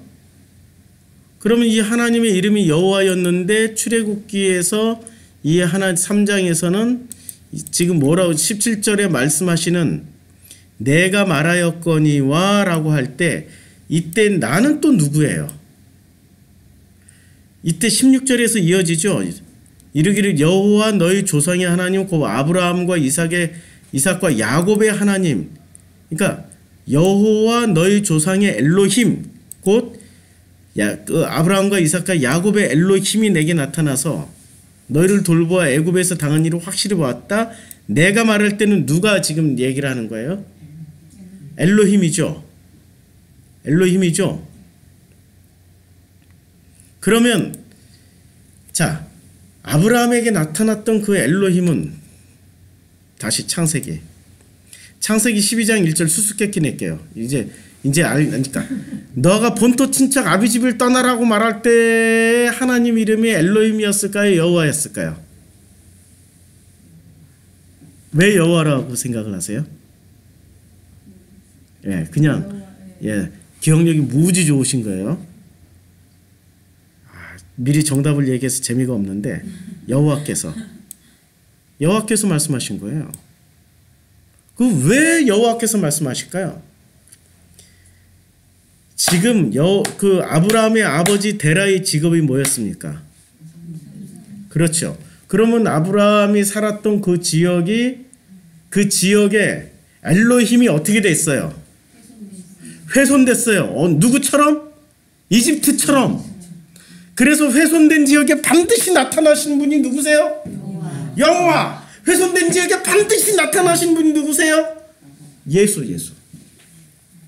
여호와가 이제 엘로힘, 여호와 엘로힘이 세트로 아도나이로 돼 있으니까 여호와가 또 나타나봐야 그들은 헷갈려. 그러니까 누가 나타나야 돼 이제는? 예수. 그렇죠. 그리고 우리가 또 이렇게 이게 지금 요한복음이 이래서 어려운 거야. 요한복음 자 엘로힘, 여호와, 엘로힘, 여호와 이 3종을 전부 다 뭐라고 불렀냐면은 통틀어 가지고 아도나이라고 불렀어요. 아도나이를 가지고 예수가 예수 이것도 제이라서 헷갈리지 마세요. 이 예수가 설명을 해서 아버지를 이제 우리가 알았어요. 그런데 문제는 요 아도나이를 포함해서 여기까지 개신교는 어떻게 믿어요? 기독교는 전부 다 퉁쳐가지고 하나님으로 믿죠. 그러면 하나님을 설명하기 위해서는 또 누가 와야 돼요? 여호와가 와야 돼? 예수가 와야 돼? 예? 여호와가 와야 돼? 예수가 와야 돼? 누가 와야 돼요? 그래서 성령이 오셔요. 또 설명해 주기 위해서. 근데 성령조차도 이렇게 또 묶어가지고 또 어떻게 했어요? 아도나이처럼 이렇게 불러버리는 거예요. 하나님으로. 역사는 되풀이 됩니다. 네, 역사는 계속 되풀이 돼. 이러면 또 누가 와서 설명해 줘야 돼 도대체? 없죠. 누가 설명해 주냐면 이때부터 진짜 당신의 남방여왕. 예. 그래서 당신의 아들들이 나타나기를 성경은 고대하고 있는 거예요. 이 아들들이 나와서 설명을 해주는 거예요. 지금 이 장면이 놀랍게도 출애굽만 있었던 게 아니라 갈대 우르에서도 있었어요. 이제 여호와가 등장하면 이제 뭐가 나오는 거예요? 아, 엘로힘이 훼손됐구나. 여호와가 등장하면은 재밌죠? 네. 여호와가 등장하면은 아, 엘로힘이란 이름이 훼손됐구나. 자, 보세요. 창세기를 보면은 창세기 1장에 태초에 하나님이, 그러니까 구약에서 하나님이라고 번역하면 전부 뭐로 읽으면 돼요? 엘로힘. 그리고 하나님이 이르되, 이거 다 엘로힘이죠. 엘로힘이 뭐를 했어요? 천지 창조를 하셨어요. 하나님이 빛이 있으라 엘로힘이에요. 전부 다 엘로힘이에요. 1장은 엘로힘만 나와요. 그런데 2장으로 딱 넘어가니까 자 4절부터 이제 5절부터 이제 4절부터 시작해서 여호와 하나님, 여호와 엘로힘이 나와요. 여기는 너무 놀랍게 2장 4절부터는 여호와 엘로힘, 그리고 여호와 엘로힘, 그리고 여호와 엘로힘, 여호와 엘로힘 엄청 많이 나오죠. 2장하고 3장은 전부 다 하나님 이름이 뭐로 나와요? 누르나 마나 전부 다 뭐로 나올까요? 예외 법칙 없어요. 여호와 엘로힘이에요. 2장 4절부터 시작해서 여호와 엘로힘, 여호와 엘로힘. 그쵸? 신기하게 여호와 엘로힘, 또 신기하게 여호와 엘로힘이 나와요. 그럼 3장은, 그런데 뱀은 여호와 누가 지어요? 엘로힘. 그럼 누가 만들었어요? 엘로힘 만들었어요? 여호와가 만들었어요? 뱀은? 네? 여호와 엘로힘이 만들었다고 했어요. 벌써 여기서 지금 자 이제 하나님이 여기서 또 등장하는데, 여호와 엘로힘의 소리를 듣고 그의 아내가 여호와 엘로힘의 낯을 피하여서 여호와 엘로힘이, 그러면 엘로힘은 어떤 일을 하셔요? 사람들하고 대화를 하신 장면이 나오나요? 거의 안 나와. 엘로힘이 만약에 사람들과 대화를 하려면 뭐로 등장을 해요? 여호와로 등장하든지 여호와 엘로힘으로 등장을 해요. 그쵸? 여호와 엘로힘으로. 엘로힘은 궁극적인 하나님이야. 궁극적인. 이 관계를 이해하지 못하면 다신교로 넘어갑니다. 다신교로 넘어가게 돼 있어요. 성부 하나님, 성자 하나님 가지고 설명이 안 돼요. 지금 이 여호와 엘로힘과 여호와와 여호와 엘로힘은 성부, 성자, 성령으로 해석이 안 돼요. 아까 성부, 성자 해석을 해줬죠? 그쵸? 그렇게 이해하니까 아주 분명해지죠?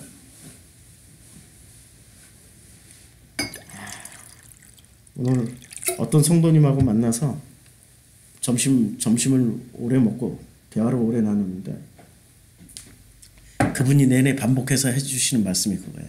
목사님은 설명을 너무 잘 하시는데 목사님의 설명해주는 그 설교나 성경 공부를 듣고 이해할 수 있는 사람이 몇 사람이 될지 자기는 늘 그게 궁금하대. 거의 없다고 그랬어. 거의 없다고. 왜냐하면 내 설교를 들으려면 자기 로고스가 깨져야 듣지, 자기 로고스나 교리를 가지고 있으면은 절대 못 들고 이해도 할 수 없으니까. 그렇죠? 지금 이 장면은 기독교 신학을 완전히 갈아엎어버리는, 이건 혁명이에요. 그냥 혁명이에요. 자, 그래서 3장은 전부 다 뭐로 나와요? 여호와 엘로힘이 나와요. 여호와 엘로힘. 자, 이르되, 여기서 이제 드디어 엘로힘이 한번 나와요. 아담이 이르되 엘로힘이 주셔서 나와 함께 있게 하신 여자. 그러면 여호와 엘로힘이 지금 2장에서 누구를 만들어요? 자, 2장에서 이제 돕는 배필을 지으리라 해가지고 돕는 배필을 짓는데 어떻게 해요? 갈빗뼈에서 여호와 하나님이 누구에게서, 아담에게서 취하신 그 갈빗대로 뭐를 만들어요? 여자로 만들었어요. 그럼 여호와 하나님의 정체는 뭐예요? 3장 몇 절이에요? 아까 하나님이 남자에게 물어봤더니 뭐라고 대답을 합니까? 여호와 하나님이, 아담이 이르되 엘로힘이 주셔서. 그러면 여호와 엘로힘의 정체는 또 뭐예요? 여호와 엘로힘의 정체는 뭐냐고요? 여호와 엘로힘도 누구를 표현하기 위해서 한 거예요? 엘로힘을 표현하기 위해서 한 거예요. 창세기가 기대가 되죠. 창세기 공부가. 여호와 엘로힘도 창조하신 분이죠. 그러니까 우리는 헷갈리는 게, 여호와도 창조하신 분, 여호와 엘로힘도 창조하신 분, 엘로힘도 창조하신 분인데, 성경을 잘 읽으면은 모든 창조의 행위는 누가 해요? 엘로힘이 하시고, 이 분을 설명하기 위해서 등장하시는 분이 여호와 플러스 엘로힘이에요. 이분들은 전부 다 누구를 설명하기 위해서 등장하셨어요? 엘로힘을 설명하기 위해서. 이분을 설명하기 위해서 또 사랑과 대화하시는 분들은 누구세요? 여호와 엘로힘이 대화를 해요. 엘로힘은 대화를 안 해요. 여호와 엘로힘이 대화를 해요. 그 다음에 이분들을 또 설명하기 위해서 누가 오셨어요? 예수가 왔어요. 그리고 요 예수까지 플러스된 분을 설명하기 위해서 누가 왔어요? 성령. 그러면 여기까지 다 플러스된 분을 설명하기 위해서 누가 와야 돼요? 아들들. 예. 아들들이 와야 돼요. 아들들. 예. 아들들이 와야 돼요. 참 놀라운 거예요. 자, 하는 김에 조금 더 해요. 이게 지금 굉장히 어려운 거라 지난주 설교를 했는데 사람들이 일부만 알아들었어요. 아, 내가 우상이구나. 내가 우상이. 요 정도만 알아들었어. 이걸 알아들어야 다음 주 설교 내 이름을 망령때 일컫지 마라.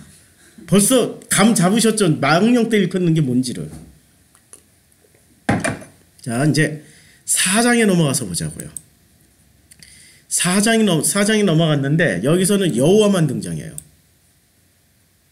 그렇죠? 4장에 딱 넘어가면은 하나님 이름이 4장에서는 여호와께서, 하나님이라는 이름이 안 붙죠? 여호와 엘로힘도 아니고요. 여호와만 등장해요. 엘로힘 등장 안 해요. 아니, 등장은 하긴 하는데 주류가 여호와예요. 자, 여호와께서 가인에게 이르시되, 그러면 이 여호와는 지금 가인에게 뭐를 해요? 말도 하고, 가인이 범죄를 저지를 것 미리 예고도 하고, 저지른 다음에 가인에게 또 찾아가서 말씀도 하고, 또 가인의 이마에 표도 주시고. 이분이 전부 누구예요? 본질은 엘로힘인데 누가 등장해서 지금 하고 계세요? 그 사역을? 여호와가. 이 일을 대신하셨던 분이 신약에서 누구셨어요? 예수가 떠나고 난 다음에 누가 하셨어요? 성령님. 이게 지금, 그러니까 서구 신학자들이 삼위일체라고 말하는 게 지들도 이해를 못하는 걸 얘기를 하는 거예요. 이런 식으로 이야기하니까 이해가 굉장히 쉽지요. 엄청 쉽지요.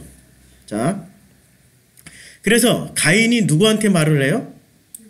여호와는 너무나도 우리가 엘로힘은 우린 몰라요. 만날 수도 없고 볼 수도 없고 느낄 수도 없어요. 그런데 누구를 통해서 엘로힘을 알게 돼요? 여호와를.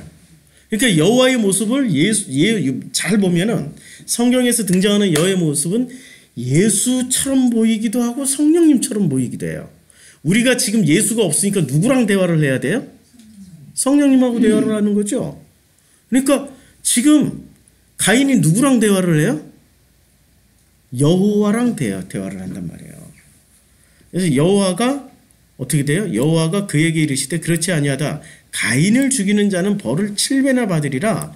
이러고 가인에게 표도 줘요. 표를 주시고 가인이 여호와 앞을 떠나 에덴 동쪽 놋 땅에 거주를 해요. 그리고 나서 이 사람들이 드디어 이제 라멕이 실라를 낳고 그리고 뭐 이제 뚝 떨어져서 4장 25절에 아담이 다시 자기 아내와 동침하며 그가 아들을 낳아 그의 이름을 셋이라 하였으니 이는 하나님이 내게 가인을 죽인 아벨 대신에 다른 씨를 주셨다 하며 셋도 여기서 중요한 이름이 또 등장합니다. 아들을 낳고 그의 이름을 에노스라 하였으며 그때 사람들이 비로소 누구의 이름을 불러요? 여호와의 이름을 불렀지만 실제로 내용물은 뭐였다라는 걸 이제는 우리는 알 수 있는 거죠. 엘로힘을 회복한 거예요. 그럼 왜 4장에 여호와가 왜 등장하죠? 1, 2, 3장에서 뭐가 있었기 때문에? 엘로힘 이름이 훼손당했기 때문에 4장에서 여호와가 등장하는 거예요. 뭐로 훼손당했어요? 선악과 따먹었잖아. 선악과 따먹었잖아. 그럼 여호와는 언제 등장을 해요? 이름이 망령되어 일컬어졌을 때. 그렇지, 이름이 망령되어 일컬어졌을 때. 이걸 설교 시간에 설명하려면은 설교 불가능입니다. 불가능. 성경 공부 시간엔 가능해요. 성경 공부 시간엔 가능한데 설교 시간에 이게 설교로는 불가능해서 지금 미리 하는 거예요. 자, 그러면 엘로힘의 이름이 망령되어 일컬어졌을 때 등장하는 분이 구약에서는 여호와야. 신약에서는 예수야. 예수 돌아가시고 나서는 성령님이야. 그 외에는 당신의 아들들이 나와서 회복해줘야 되는데 말할 수 없는 탄식으로 기다려도 아들들이 나타납니까? 이게 비극이에요. 이게 전부 지들이 나타나가지고 코스프레 하면서 예수 코스프레 하면서 내가 예수야 이러고 지랄하고 자빠졌지. 그리고 예수도 얘기를 했어. 곳곳에서 그리스도가 여기 있다 저기 있다 하더라도 너희들 믿지 마. 이 얘기를 왜 했겠어요? 이제 다른 차원에서 이해가 되는 거죠. 완전히 다른 차원에서. 자, 보세요. 이 여호와라는 이름이 매장 등장합니다. 이제는 창세기 1, 2, 3장을 탁 넘어서면은 4장부터는 여호와라는 이름이 등장하는데, 자 보세요. 5장 1절에도 여호와가 이제 여기서부터는 자 5장에서는 아담의 계보를 하나님이 이게 엘로힘이에요. 그래서 하나님이 다 엘로힘의 모양대로 지으셨어요. 이 장면이 우리는 감동의 장면입니다. 우리의 형상은 여호와의 형상도 아니고 여호와 엘로힘의 형상도 아니고 엘로힘의 형상이에요. 근데 요걸 또 영주주의자들은 우리가 엘로힘이야 그러니까 요따구로 또 이용해 먹어요. 천하의 끝까지 함정을 파고 성도들을 거기에 지옥불로 쳐넣는 인간들이 바로 영주주의자들입니다. 내가 하나님이야 라고 얘기하는, 우리가 엘로힘이야 라고 말하고 있는 인간들. 자, 요때는 이제 자 남자와 여자를 창조하시고 그들이 창조되던 날에 엘로힘이 그들에게 복을 주시고, 지금 이제 5장에서는 다시 엘로힘이 등장하셔요. 그러면 어떻게 됐단 얘기예요? 복원이 됐어. 복원이 됐어요. 5장에서. 그래서 곧 자기의 형상과 같은 아들을 낳아서 이름을 뭐라고 해요? 셋이라 하고, 드디어 이때 이제 회복이 돼서 이 회복된 족보가 나옵니다. 요게 아들들의 족보예요. 그래서 셋은 에노스를 낳고 에노스는 800년 자녀들을 낳았으며 그는 920세를, 요게 아들들의 족보가 나오는 거예요. 그치요? 그러니까 제가 드리는 말씀이 정확하게 맞아떨어지는 거죠. 정확하게 맞아떨어지는데, 자, 마지막에 이제 노아는 500세 된 후에 셈과 함과 야벳을 낳고 6장에 딱 넘어가니까 사람이 땅 위에서 번성하기 시작할 때 그들에게서 딸들이 나니 하나님의 엘로힘의 아들들이, 자, 여기는 엘로힘의 아들들이, 그러면 사람의 딸들의 아름다움을 보고 자기들이 좋아하는 모든 여자를 아는, 그러면 하나님의 아들들이 어떻게 하기 시작했다라는 거예요? 타락했어요. 그럼 누가 등장해야 돼? 이제 안 봐도 삼천리지. 누가 등장해야 돼요? 여호와가 등장하겠죠. 이름 반드시 나옵니다. 3절 바로 여호와께서 바로 나와요. 너무 신기하죠. 성경이 이렇게 치밀하게 쓰여졌는데 이걸 서구 신학자들이 읽지 못한 거예요. 누구도 읽지 못한 거예요. 누구도 지금. 그냥 정말 이걸 읽게 해주시는 그 하나님의 은혜에 그저 감사할 뿐이에요. 그러니까 엘로힘이 훼손되면 누가 나와요? 그렇죠. 그럼 여호와는 뭐 하기 위해서? 엘로힘 이름을 복원시키기 위해서.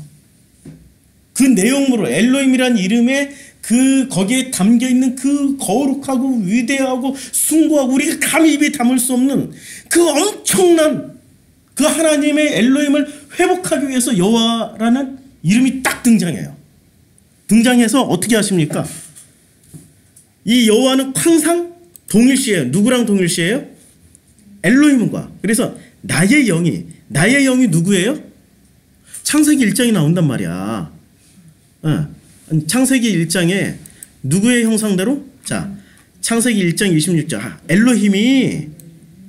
엘로힘의 우리니까 엘로힘의 형상을 따라. 그런데 이 우리가 이제 여기서 누군지 아시겠죠?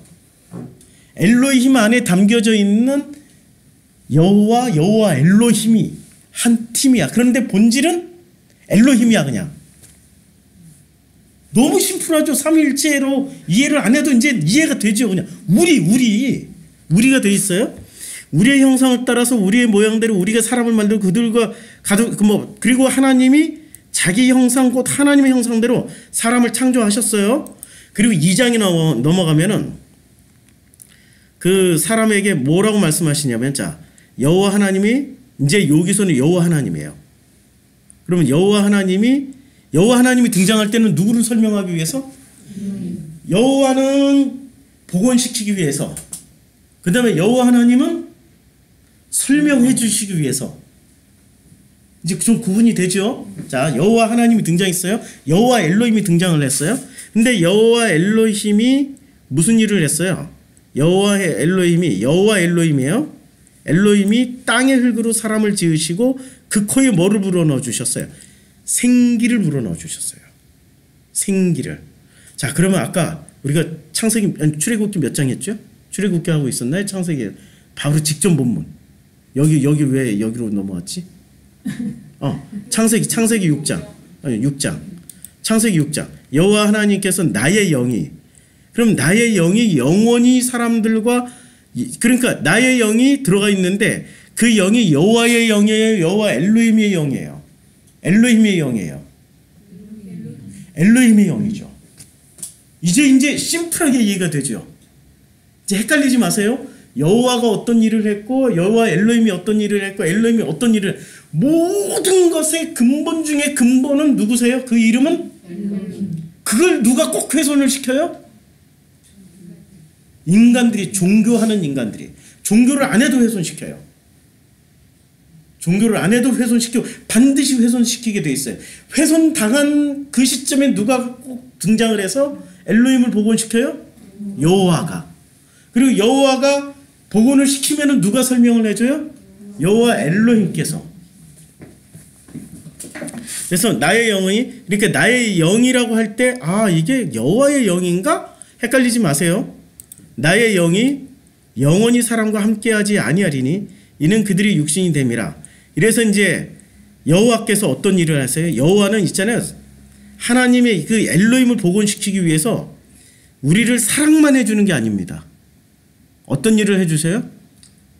예, 죄악이 세상에 가득한가 그 마음으로 생각하시는 모든 계획이 항상 악한 뿐임을 아시고 땅 위에 사람을 지으셨음을 한탄하사 마음에 근심하시고 이르시되 내가 창조한 사람을 내가 여호와가 창조하신 거예요? 엘로힘이 창조하신 거예요? 엘로힘이 창조하셨는데 여호와가 지금 말씀하고 계시는 거예요. 여호와가 자 그러니까 여호와도 하나님이시고 여호와 엘로힘도 하나님이세요. 엘로힘도 하나님이신데 엘로힘은 모든 것의 근본 중에 근본을 다 만드시고 이분은 보이지도 않고 감지할 수도 없고 만질 수도 없고 느낄 수도 없이 슉 사라지셨어. 아니 존재하고 계신데 우리가 못 느껴. 그냥 못 느껴. 사라진 게 아니라 못 느껴.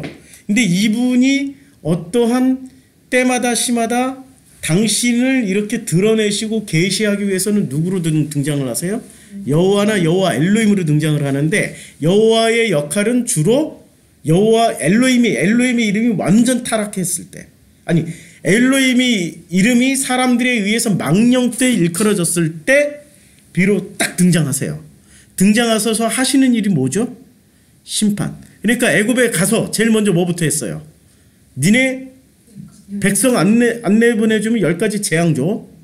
재앙으로 딱 때리세요.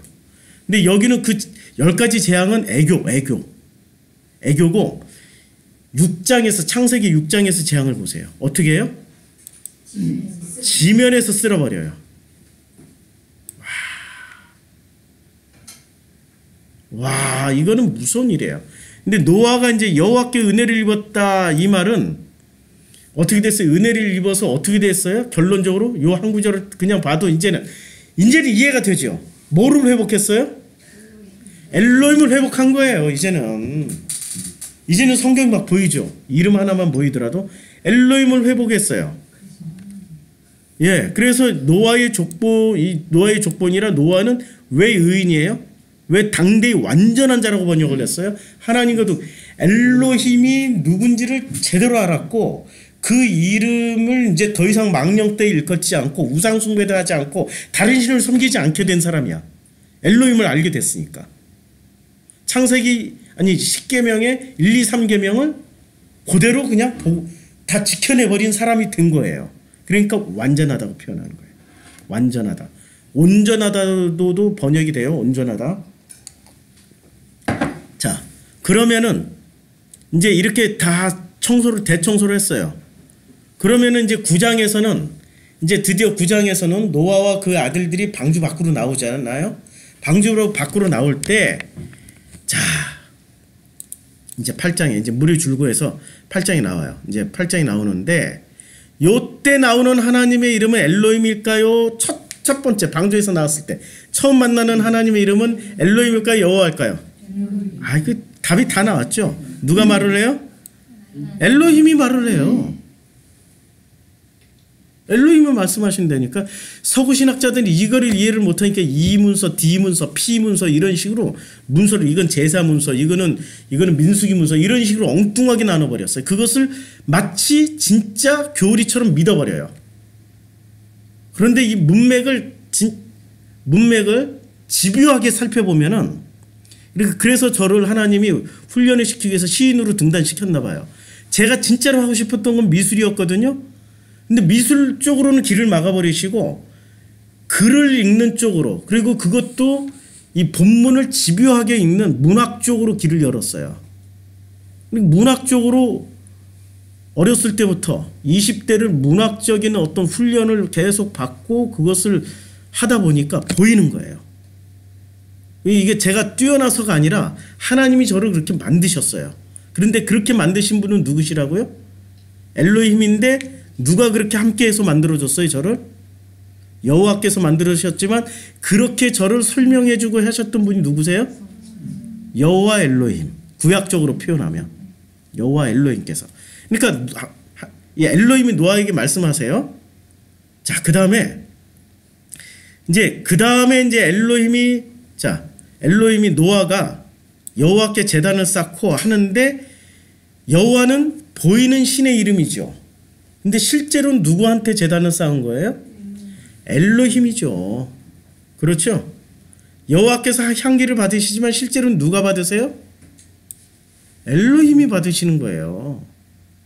엘로힘이 우리에게 설명해 주시기 위해서 여호와가 등장하는 거예요. 그러니까 여호와는 심판도 하시고 흠양도 하시고 친절도 베푸시고 아브라함에게 소돔과 고모라 사건이 있다라고 경고해 주신 분은 누구실까요? 엘로힘입니까? 여호와 엘로힘입니까? 여호와일까요? 여호와예요. 보나마나 여호와야. 소돔과 고모라 심판하시는 분은. 이제 막 감이 잡히시죠? 그러니까 우리가 상황과 맥락을 이해하면 이때는 여호와가 등장하고 이때는 엘로힘이 등장했겠구나 라고 이제 감이 잡히는 거예요. 자, 그런데 9장에 딱 넘어가면은 이제 엘로힘이 나오고 이제 10장에서 이제 이 9장에서는 재계약이 맺어져요. 엘로힘하고 재계약이 맺어져요. 근데 10장에 넘어가면서 종족이 나뉘어요. 종족이 나뉘고 이 종족이 나뉜다라는 장면이 결코 좋은 장면은 아니에요. 셈, 함, 야벳이 하나가 돼서 엘로힘을 진실로 알아가고 엘로힘의 이름을 영광되게 해야 되는데 망령되이 일컫는 이 수많은 암시들이 10장에 나와요. 그러면은 11장에는 누가 또 등장하셔야 돼요? 여호와가 등장하세요. 자, 이제 벽돌을 쌓는 바벨탑 사건이 나오니까 바로 누가 등장하세요? 여호와께서 바로 등장하세요. 그래서 여호와께서 어떻게 해요? 여호와께서 자, 우리가 이때 주체는 여호와죠. 그렇죠? 여호와께서 거기서 그들의 언어로 혼잡하게 하고 여호와께서 거기서 그들을 온 지면에 흩트러 버리셔요. 그러니까 여호와는 어떤 역할을 주로 해요? 심판하시고 참 여호와는 그런데 또 이렇게 제사도 받으시고 흠양도 하시고 또 여호와가 용서도 해주시고 이 모든 일은 무엇을 위해서예요? 엘로힘의 복원을 위해서. 우리 사람에게 등장하는 신으로 등장을 하는 거예요. 그래서 예수는 누구 역할을 하셨다고요? 모세 역할도 아니고요.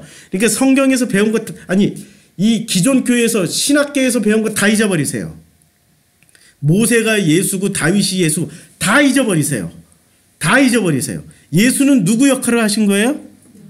여호와의 역할을 하신 거예요. 그분이 여호와의 역할을 하셨던 분이세요. 그러니까 여호와의 역할을 어떻게 하셨어요? 성전을 뒤집어 엎어버리시기도 하고 심판하셨잖아요. 화 있을 찐저하고 이 고라시나 벳세다야 막 이러고 저주도 내리시고 바리새들에게 이 독사의 자식들아 심판하셨잖아요. 그렇죠? 여호와의 역할을 다 하고 가신 거예요. 그래서 예수가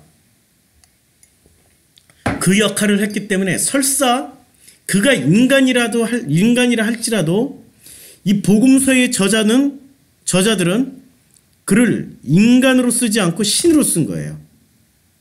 출애굽기 이 창세기를 제대로 이해한 복음서의 저자들은 그를 동정녀 탄생이라는 용어를 빌려서 신으로 표현을 할 수밖에 없었어요.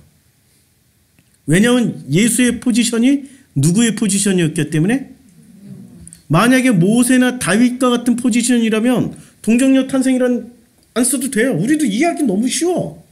우리하고 똑같은 인간이라고 너무 이해하기가 쉬워. 그런데 창세기와 출애굽기 이 모세 오경 토라를 제대로 이해했던 그때 당시 예수의 제자들은 치열하게 예수의 포지션을 뭐로 올려놨어요? 여호와의 포지션까지 올려놓은 거예요.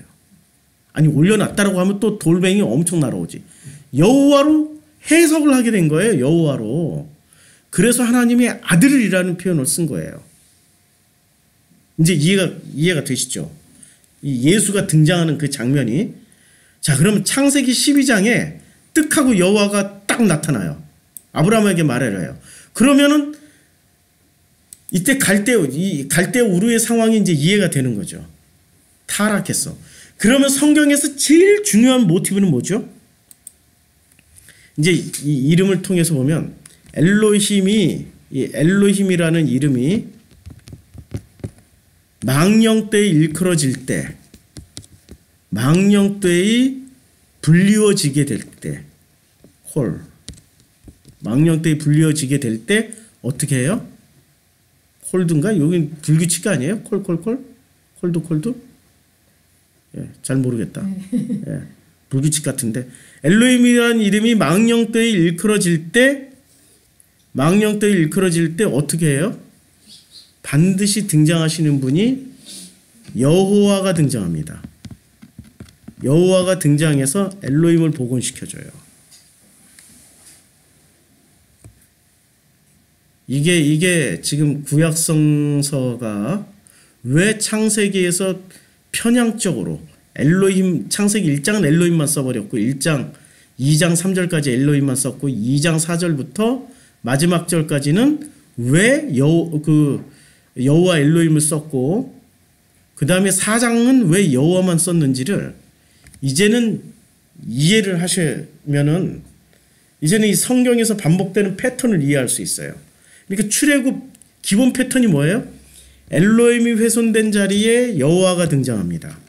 그러면 이 엘로힘이 훼손되는 자리가 어디예요?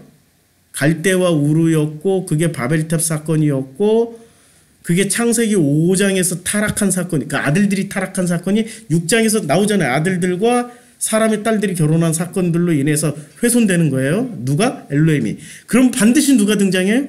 여호와가 등장해요. 그러니까 애굽도 반드시 누가 등장할 수밖에 없어요. 엘로힘이 이름이 망령되이 일컬어지니까 여호와가 등장하는 거예요. 여호와가. 자, 여기까지 오늘 성경 공부하겠습니다. 좀 이렇게 오늘은